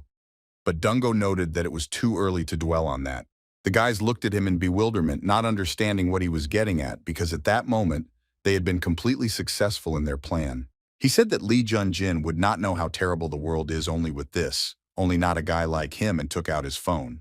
He stated that they should have taken this chance to teach him a good lesson about the consequences of a child being deprived of the support of good parents or connections. Jong Jin returned home after the match and entered the room to find his father sitting on the floor, his head hanging low in despair. He came closer and called out to him. There were several bottles near his father, and it was clear what state he was in, but his father did not answer him. And then all this prompted him to do that very thing. Despite the disgusting weather, he went to those guys to vent his anger.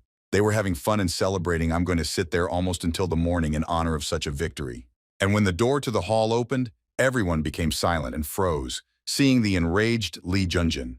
He stood on the threshold for some time, holding the doors open and letting in the dampness and cold of the pouring rain from the street. One of the guys approached him. I was surprised by his presence despite the fact that no one had given him an invitation. He looked straight at him and asked what he wanted. The guy calmly finished chewing his food, not rushing to talk. Jong Jin asked himself, nothing. The guys have gone so far, I don't have the opportunity to figure it out myself. Jong Jin asked again with an even angrier voice why exactly this guy needed to go so far. The guy calmly licked his fingers and stood up from the chair, turning to face Jong Jin. And don't think for long. Hit him hard in the face. He said that it apparently did not matter whether it was father or son, but neither of them knew their place. The guy indicated that he had learned that Jong Jin's father worked for his father's company. Jong Jin tried to cope with his emotions and was patient enough to listen, some of which concerned his father. The guy continued and said that when his father mentioned that he also does judo, he tried to make friends with him by saying that his son also does judo. And because of this, the guy decided that there was a restructuring, and he decided to be a good son and help his father a little. He advised Jong Jin to learn from this and try not to stand out too much. This drove Jong Jin to the breaking point, because the reason for such an act was too absurd, and also because his father was fired from his position. One of the guys approached Jong Jin from behind, furious at how he dared to talk to his friend. He grabbed him by the shoulder and swung to hit him for such disrespectful behavior. Now Jong Jin quickly intercepted his hand, and he grabbed her tighter and threw the guy over himself, hitting him on the floor. Everyone present turned around at once at the sound of such a roar, thinking that Jong Jin was simply crazy. They all rose at the order to take him and prepared for a fight. The whole crowd rushed at him at once, wanting to show him where his place was. Well, by that time, Jong Jin was overcome with rage and he stopped thinking and controlling his actions. A fierce fight ensued. They tried to grab Jong Jin, but he escaped from every grip. And after all the guys were defeated, it still seemed to him that it was not enough. He wanted to splash out all his revenge on the culprit of all his problems. That guy tried to stop him and offered to discuss everything peacefully, backing away from him. But Jong Jin rudely sent him away, emphasizing that everyone in this room would come to an end today. That guy was holding a broken bottle behind his back and continued to convince Jong Jin to agree to negotiate. And he chose the best moment and rushed at him with a broken bottle, ordering him to get out. But it couldn't help him. Jong Jin easily intercepted his hand as well. In a rage, he threw it above himself. And having secured it above himself, he brought it to one of the tables. He screamed and resisted, but could not cope with Jong Jin's enormous strength. Jong Jin began to let him face the coals where the meat was roasting. In an instant, the stench dispersed throughout the room and loud hissing and screaming could be heard. Jong Jin simply looked at his enemy's suffering and considered it a well-deserved punishment for him. Well, when Jong Jin came to his senses, it was already too late to fix anything. The police arrived at the scene shortly after. Jong Jin was held by the collar of his shirt, trying not to tear the guy apart on the spot. The man holding the boy called him a damn bandit and demanded that his parents be brought immediately. The police tried to somehow settle everything and called for calm. Well, no police could calm the parents who were furious, worried about their children.